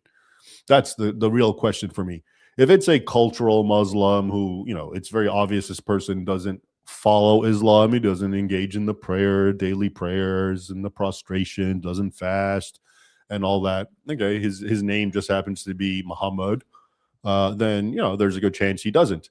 But if I see a pious Muslim and he's got the Salafi beard, shaving the mustache so you don't look like a Jew or a Christian, the way Muhammad told them in the Hadith. That's why you see the beards sometimes and no mustache or a very clipped mustache. If I see that and I see a Muslim who's outwardly following Islam, then yeah, he supports that, of course. If he's going out of his way to follow the external observations of Islam, which are not necessarily easy to do or convenient, then why on earth would he not be following the easier aspects of Islam, which are basically in the heart, which is to feel antipathy for the infidel, for example, right? That's the logic, because they both come from the same source, don't they? The same books and the same. So if my point is, if you see a Muslim who externally is following the Sunnah, and he's like a Salafi type Muslim who's following literally the external aspects of the scriptures of Islam, the Hadith and the Quran, why would you think he's not following the more internal aspects, which is the hate for the infidel, the desire to spread Islamic law, Sharia governance, subjugation, etc., etc.? So that would be my simple criteria if I was asked to figure this out. Colqui, before coming here, Colqui, that reminds me of a name from Moby Dick. Before coming here, saw a video of a Muslim destroying a stone wall on the outskirts of London. No respect for others. The Alhambra is still up. Well, yeah, that's the name of the game. That's usually what you see: Muslims destroying things of non-Muslims, crosses, statues of Jesus, and so forth. And other people don't do that sort of thing. So let's continue.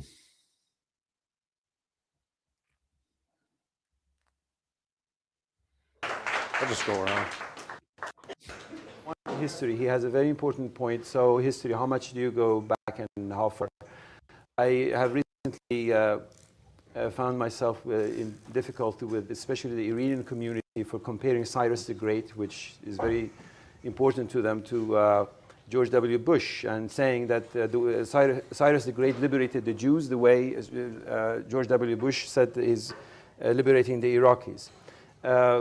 So if I am against imperialism and against militarism, I'm against them. It doesn't matter who does them, Muslims or Persian empires or Americans or Europeans, simple as that. So the question of history doesn't mean how far you go back. In fact, for the sake of argument, you need to contextualize. But for the sake of solution, what do? You just start from right now and right here and just stop killing each other. Genocidal violence, homicidal violence, or suicidal violence. Let's just put to the end of that. In the point of Sufism, Sufism was responsible principally for the establishment of the Safavid dynasty in Iran of the 16th century. There were Sufi order that gradually developed into a dynasty that ruled over Iran for 2.5 centuries. As for the Salafiyya, again, the problem is to connect the idea of jihad to Salafiyya. Salafiyya is part of the 18th and 19th century religious and revolutionary movements in much of the Islamic world that has come now to our time. And again, you need to contextualize it. And as I said repeatedly, contextualization doesn't explain it away. But the colonial context of the rise of Salafiyya is absolutely necessary for us to understand it. The point of Mr. Ibrahim, that even colonialism didn't exist, even if Israel doesn't exist, I'm not for the eradication of Israel, they would have done it, is as a historian, as you know, you can't make that point. You have to talk about what has actually happened, not as what would have happened. So far as doctrine is concerned, for every single doctrine that exists, that is violent doctrine, you have a counter doctrine. Okay, the idea of jihad, which is a military conquest, is a very famous tradition that says that the Prophet, addressing Muslims coming back from a conquest, told them, now you have come back from a lesser jihad, and it begins your bigger jihad, Jihad al-Akbar, which is against your carnal soul.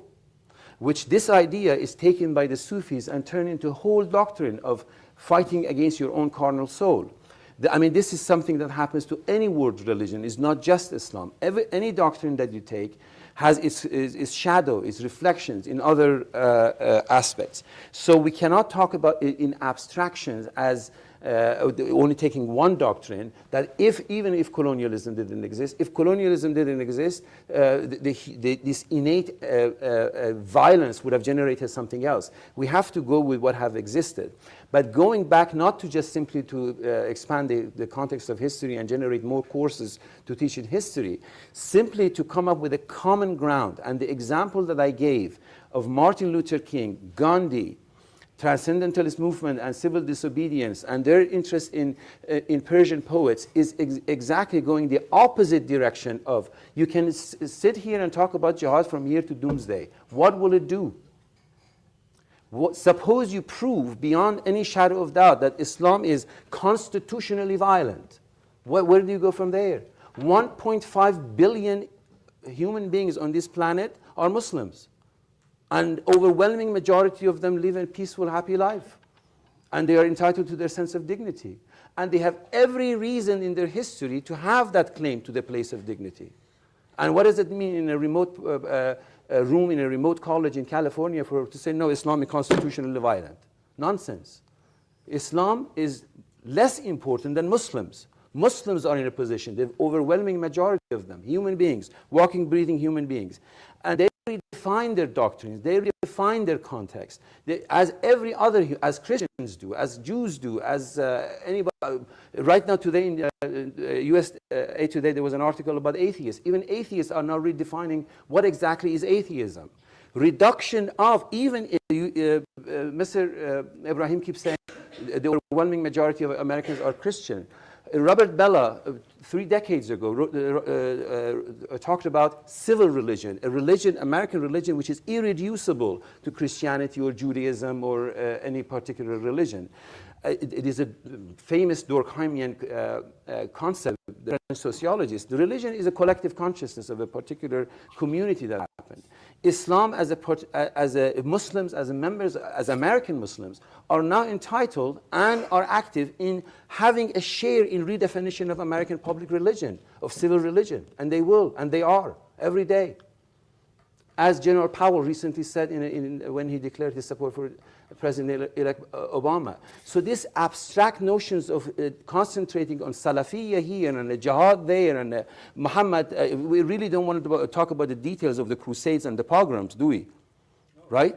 So we can go and talk about the horrors of the Crusades or the massacres of Native Americans, but what will that do? Today, if you want to talk about Christianity, let's talk about Gustavo Gutierrez. You haven't seen anything about non-Muslims engaging in revolutionary acts in the name of religions. What about the liberation theology? Liberation theology is not Islamic, it's Christian. Cardinal Ratzinger, the present Pope, used to be in charge of the doctrine at the Vatican against liberation theology. Has nothing to do with Islam, right?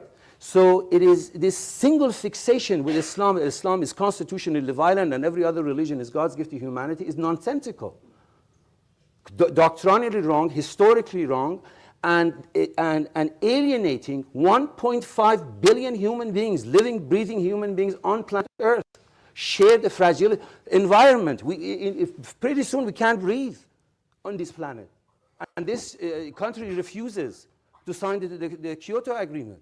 This is the urgent issue. 300 million human beings, jobless, homeless, roaming around the globe. Nobody knows if they're Muslims, Christians, who cares? These are the issues. So this fixation with Islam is a pathological fixation, has some sort of a psychological issue at the root of it. And then historically, of course, jihad, going, conquering people and conquest and violence as horror. And in every religion you can find examples of it. Not only in Islam, in every religion. The key to it is to just zoom out of this particular context and see what faces us as human beings and the fragility of the planet Earth that we face. Muslims face it too. And recently, when Obama is elected, CNN goes find some idiot on the mountains of Afghanistan saying some nonsense about Obama and say, oh, this is the Muslim position. What is that? Why? Why is it that hundreds of thousands of Muslims living in this country crying with joy with this election, they don't matter? And some idiot on the top of a mountain in Afghanistan, he is the speaking voice of Islam? Doesn't make sense.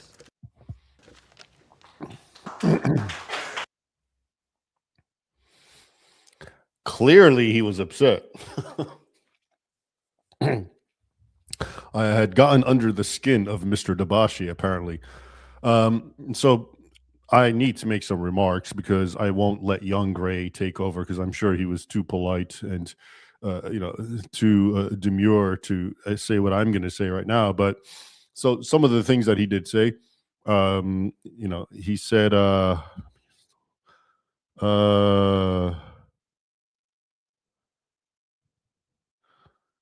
I can't read my handwriting.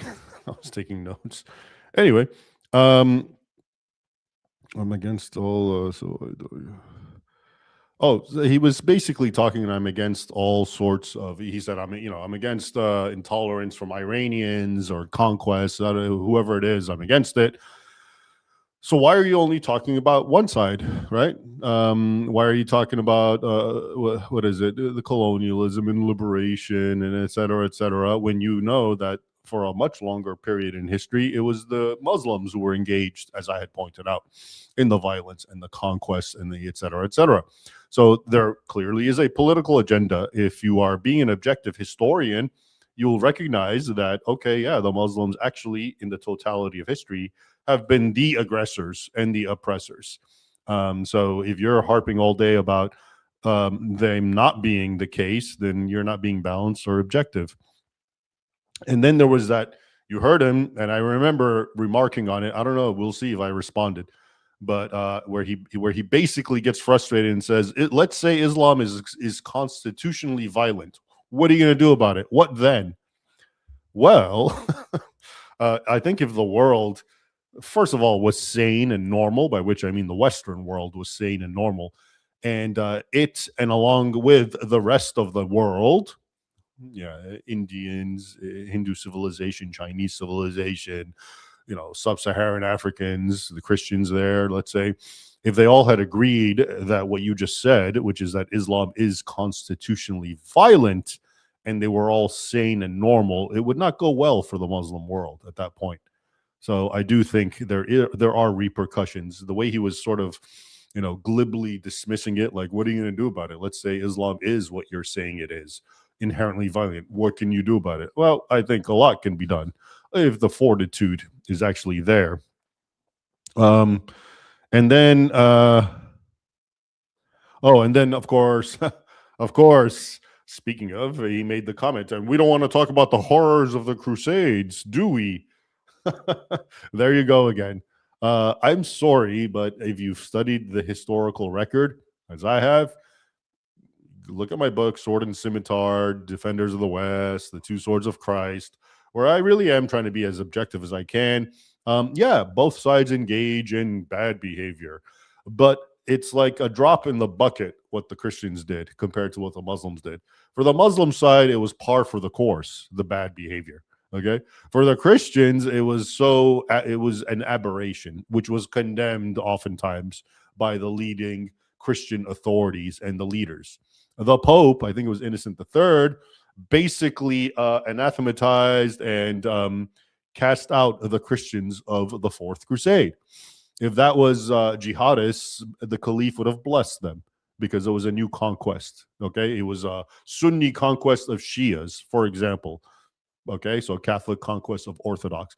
Again, this is not to justify or minimize it. It's just to say, put it in context. Okay, all these groups do the same thing, and if you only harp about one group because they didn't toe the line perfectly for 2 centuries, okay, you're not being objective because none of them did. Okay, oftentimes in worse ways. So when he actually, of course he would say that the Crusades, because he's operating under the logic that the Crusades were completely unjust and they began and ended in pure barbarism and just injustices against poor innocent Muslims. Of course he would think that. So there's no shock there. Anyway, I think we're almost done with it. So that's enough of my modern day commentary. Let us see my more youthful response.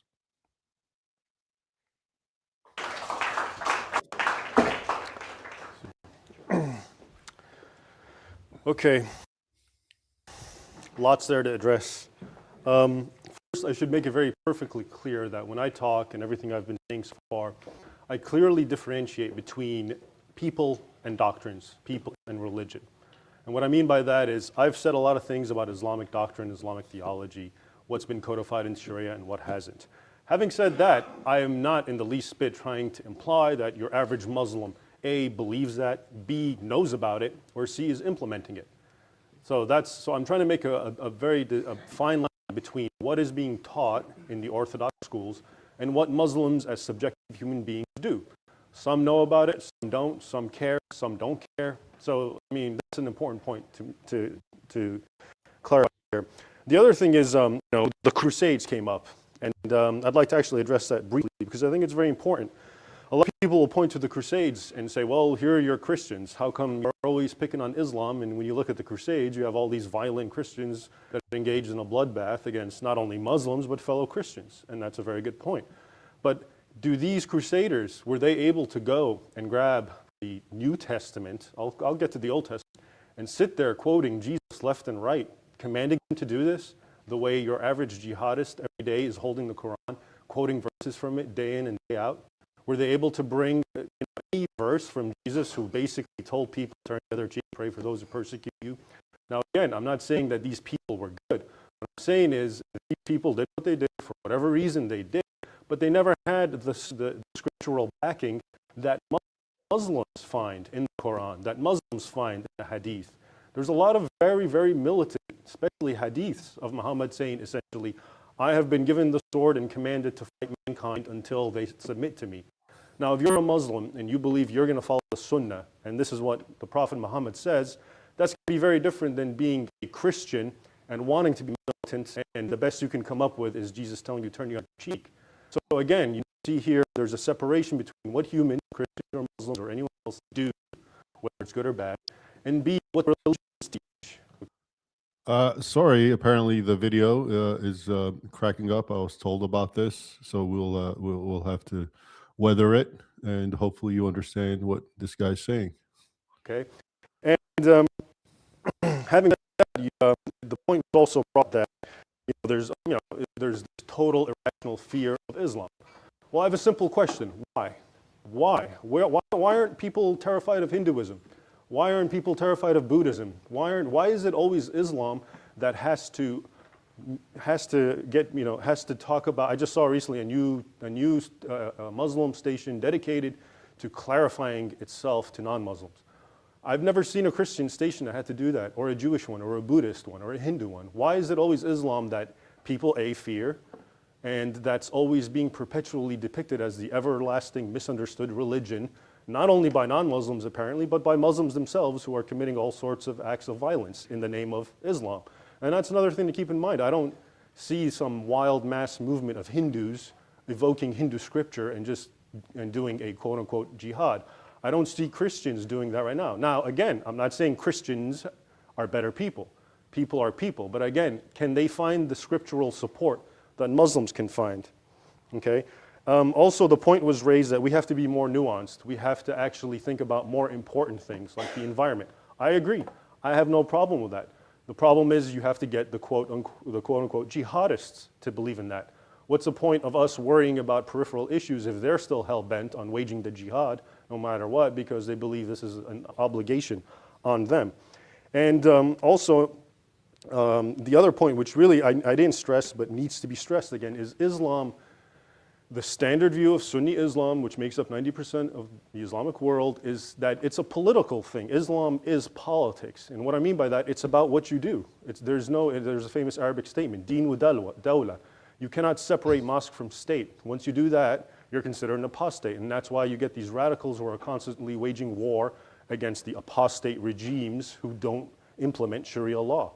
And see, this is not something, now, can a Christian do that? Maybe he can, but will he be able to actually support it or justify it? I doubt it, because there is no law in Christianity aside from separating, giving unto Caesar what is Caesar's and what is God is unto God. And the final point that I think is important is we were told about the lesser jihad and the greater jihad, and this is true. The greater jihad, according to this one sole hadith, is that a Muslim fighting against his own vices. But that doesn't negate the fact that the lesser jihad, all semantics aside, is still a jihad. In other words, when Muhammad came and said, we've done the lesser jihad, now you're going to do the greater jihad, fine, let's say that's called the greater jihad. That doesn't change the fact the lesser jihad, whatever you want to call it, exists. And the last point again is, I'm stressing doctrine. I'm not talking about the actual deeds of your average Muslim. But what's important for us to understand is that we live in a day and age now, which thanks to technology, we don't need 1.5 billion people to believe this. It took 19 people to do 9/11. That's it.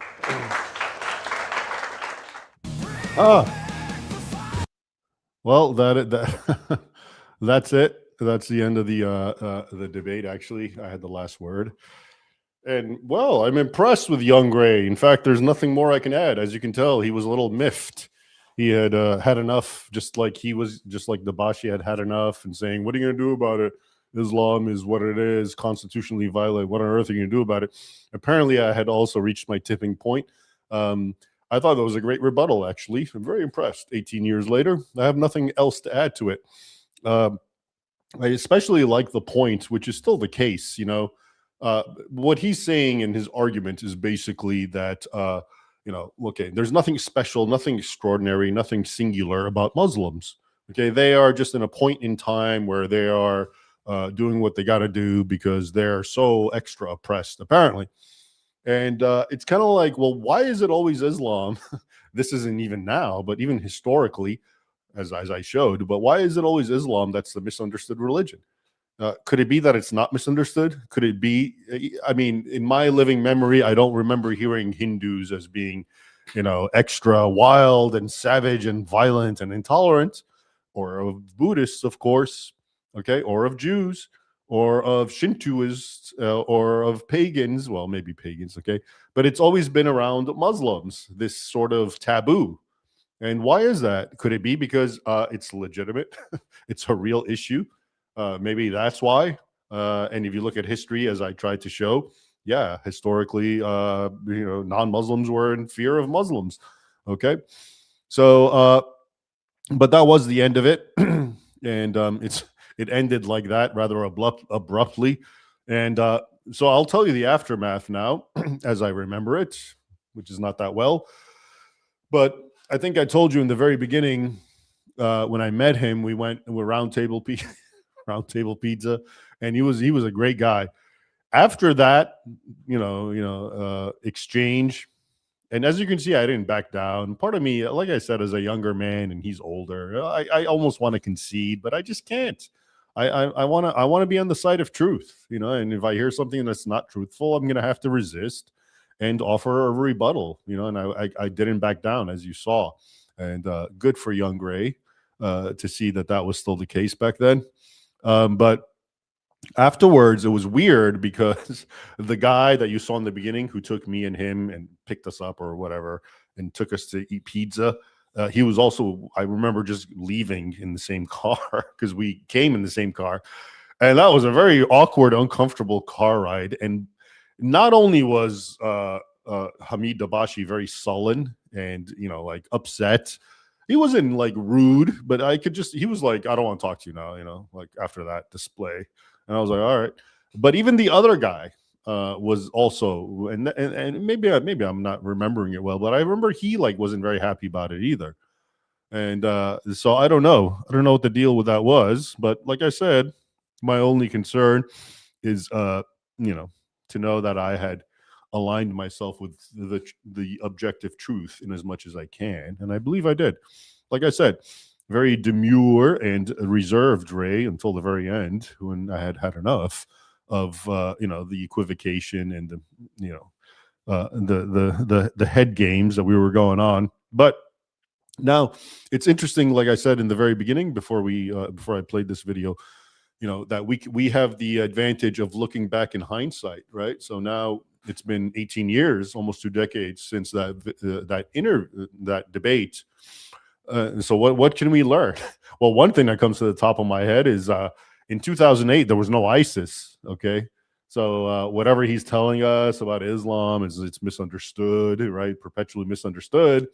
I think, like, 6 years after all that, you had the absolute worst and most savage manifestation of radical Islam in the modern era, in the guise of what we call the Islamic State in Iraq and Syria, which still exists. Okay. And at the same time, actually, right around 2009 was the rise of Boko Haram in Nigeria, basically ISIS, Nigerian version, which means even more savage, actually. Okay. If you know anything about what's happening to the Nigerians, the Christians who are being genocided, essentially. So, if anything, since that talk, which was really based on 9/11, Al Qaeda, okay, primarily, that was the catalyst for it. If anything, radical Islam has come a long way since.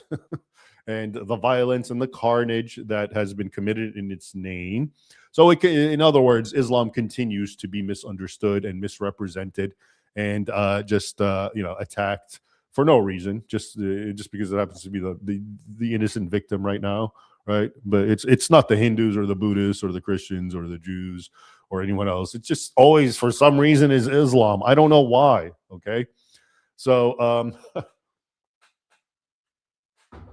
I hope you enjoyed that.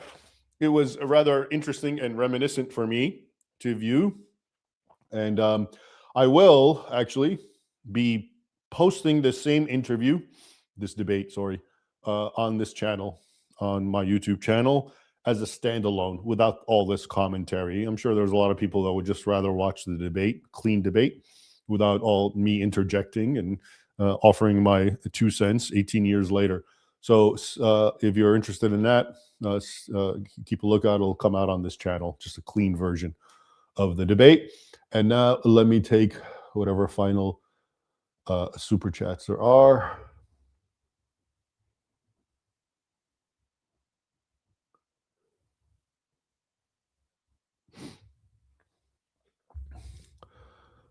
Dan, according to Quran, Allah created horses, camels, and they are a sign of wealth. Imagine owning a camel instead of a Tesla if you believed in Islam. Yeah, good point. JB, to be clear, I think crusaders are demonized. When I say glaze crusaders, I mean too much focus. Oh, yeah, you wrote about the glazing of the crusaders. Have you thought of writing a book on Byzantine wars with Islam prior to the Crusades? Thank you. I have thought about it. I have a lot of good material for it, and I'm certainly not. If, by the way, I'm not in this quarrel where the Byzantines are the bad guys and the Crusaders are justified, or the Crusaders are definitely the bad. I mean, in the context of course, the Fourth Crusade, I'm on the side of the Byzantines. But what I'm trying to say is we can't always just pick and choose and find one or two aberrations and then somehow put them up as the model for the Crusades. So I'm very sympathetic to the Byzantines and their wars, and I have thought about writing a book, and I may well, in fact, do that at one point. If you saw Sword and Scimitar, I actually have a few chapters that deal with the early Byzantine wars with heroes like Nicephorus Phocas or Nicephorus Phocas. Lies destroy lives. Hey, I've come in late to the live stream, so this may have been mentioned by someone. It looks like this dude is practicing what Raymond brought attention to in his live stream, lying for Allah exposed. Yeah, thanks. I did a live stream with that title where I talked about things like Taqiyya, Tawreya, all these various Islamic doctrines that permit and advocate and sponsor and promote lying to the non-Muslim in extremely creative ways too that would shock you. Okay, so yeah, go check that out. Actually, it's on my YouTube channel. It's a live stream, lying for Allah exposed. Thanks, lies destroy lives.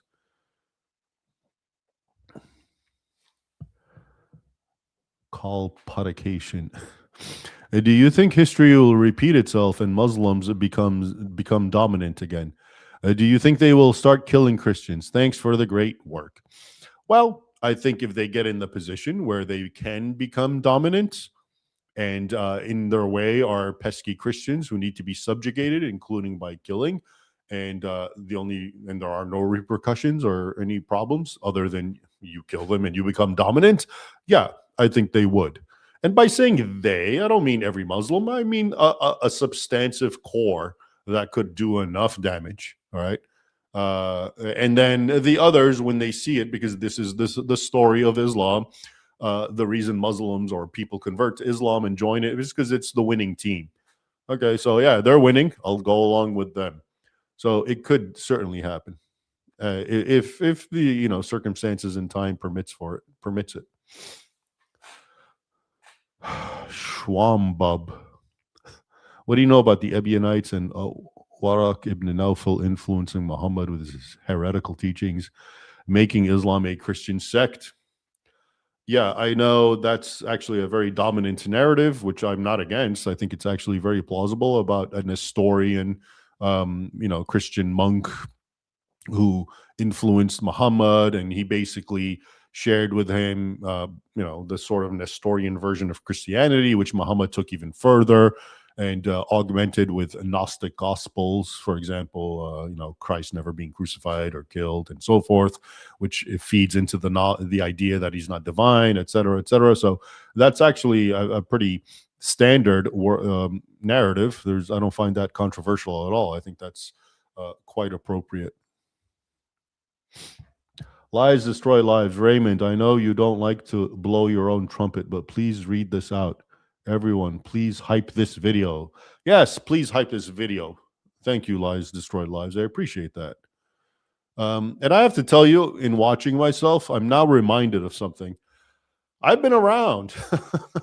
I'm not just, I'm not, I know a lot of you guys think I'm, some YouTube guy who talks against Islam, kind of like a dime a dozen.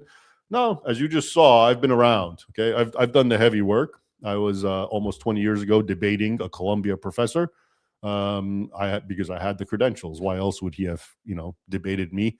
So yeah, I've been around. I've been doing this before it became a cool thing and before it became a YouTube thing. I don't even know in 2008, was YouTube around? Maybe it was, but it wasn't what it is today. That's for sure. So that's kind of like what I was actually thinking in watching young me. Kind of like, man, you've been doing this for quite a while. And I was actually doing this before this debate. So really, my first published article in the Los Angeles Times came out 2 or 3 years before that. And before that, I was writing for other websites. I think my first publication came out around 2003 or 4. So, yeah, well over 20 years before the advent of YouTube and being, the YouTube polemics against Islam and whatnot. So thanks for the reminder. Lies destroy lives. The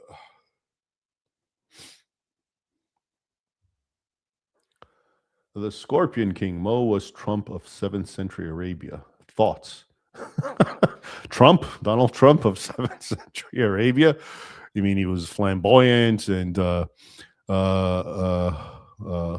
bombastic and overwhelming? I like Trump. I'm just saying, yeah, I suppose. But Trump, I don't think, put the sword to people's throats and said, convert to my religion or I'll kill you, the way Muhammad did. So I guess a very nuanced difference, if you like. Dan Dave RC. Why did Zoroastrianism fall so hard in Iran, even Buddhism in Afghanistan, Central Asia, whereas Jews, Christians, Hindus did survive as minorities? That's a really complex question. I mean, it goes into the nature of religions, the thing about Zoroastrianism in Persia is even if Zoroastrianism fell, there's something interesting about the Persian people in that they kept their language, so that's why they're not called Arabs. If they had changed, if they, like the Egyptians and the Syrians and the Berbers, had lost their language, so that Arabic is the mainstream language in their nations, Egypt, Libya, Syria. Persians also would be known as Arabs today, but they're not because of their language. So, for whatever the case, it's a good question, but it's not easy to answer why certain religious groups succumbed in one way and others didn't. So, for example, the Copts in Egypt maintained their religion, but they lost their language, which in many ways makes them lose their identity, other than their religious identity. Whereas Zoroastrianism did fall as a religion, but they kept their language, which, of course, means they kept much of their culture as well. So, yeah, good question. Thanks, Ahmed. Ahmed, have you ever tried to debate another Islamist in Arabic? So no, and you remind me, good point. So that was my first debate in 2008. And since then, I've never been invited to another debate. And there have been people who try to put debates, and for one reason or other, they fall apart. Now, I'm not saying that people are afraid to debate me, but I find it very ironic. Since then, I've done lots of lectures and talks, interviews in a lot of places around the world, but I haven't had another debate, which is interesting.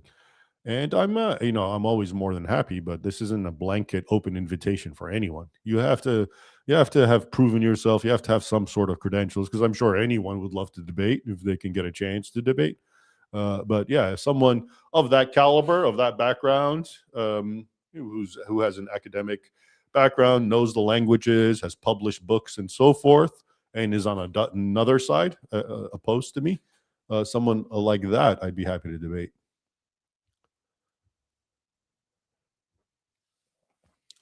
Scarlet Rose, looking forward to purchasing the Holy War Channel t-shirt.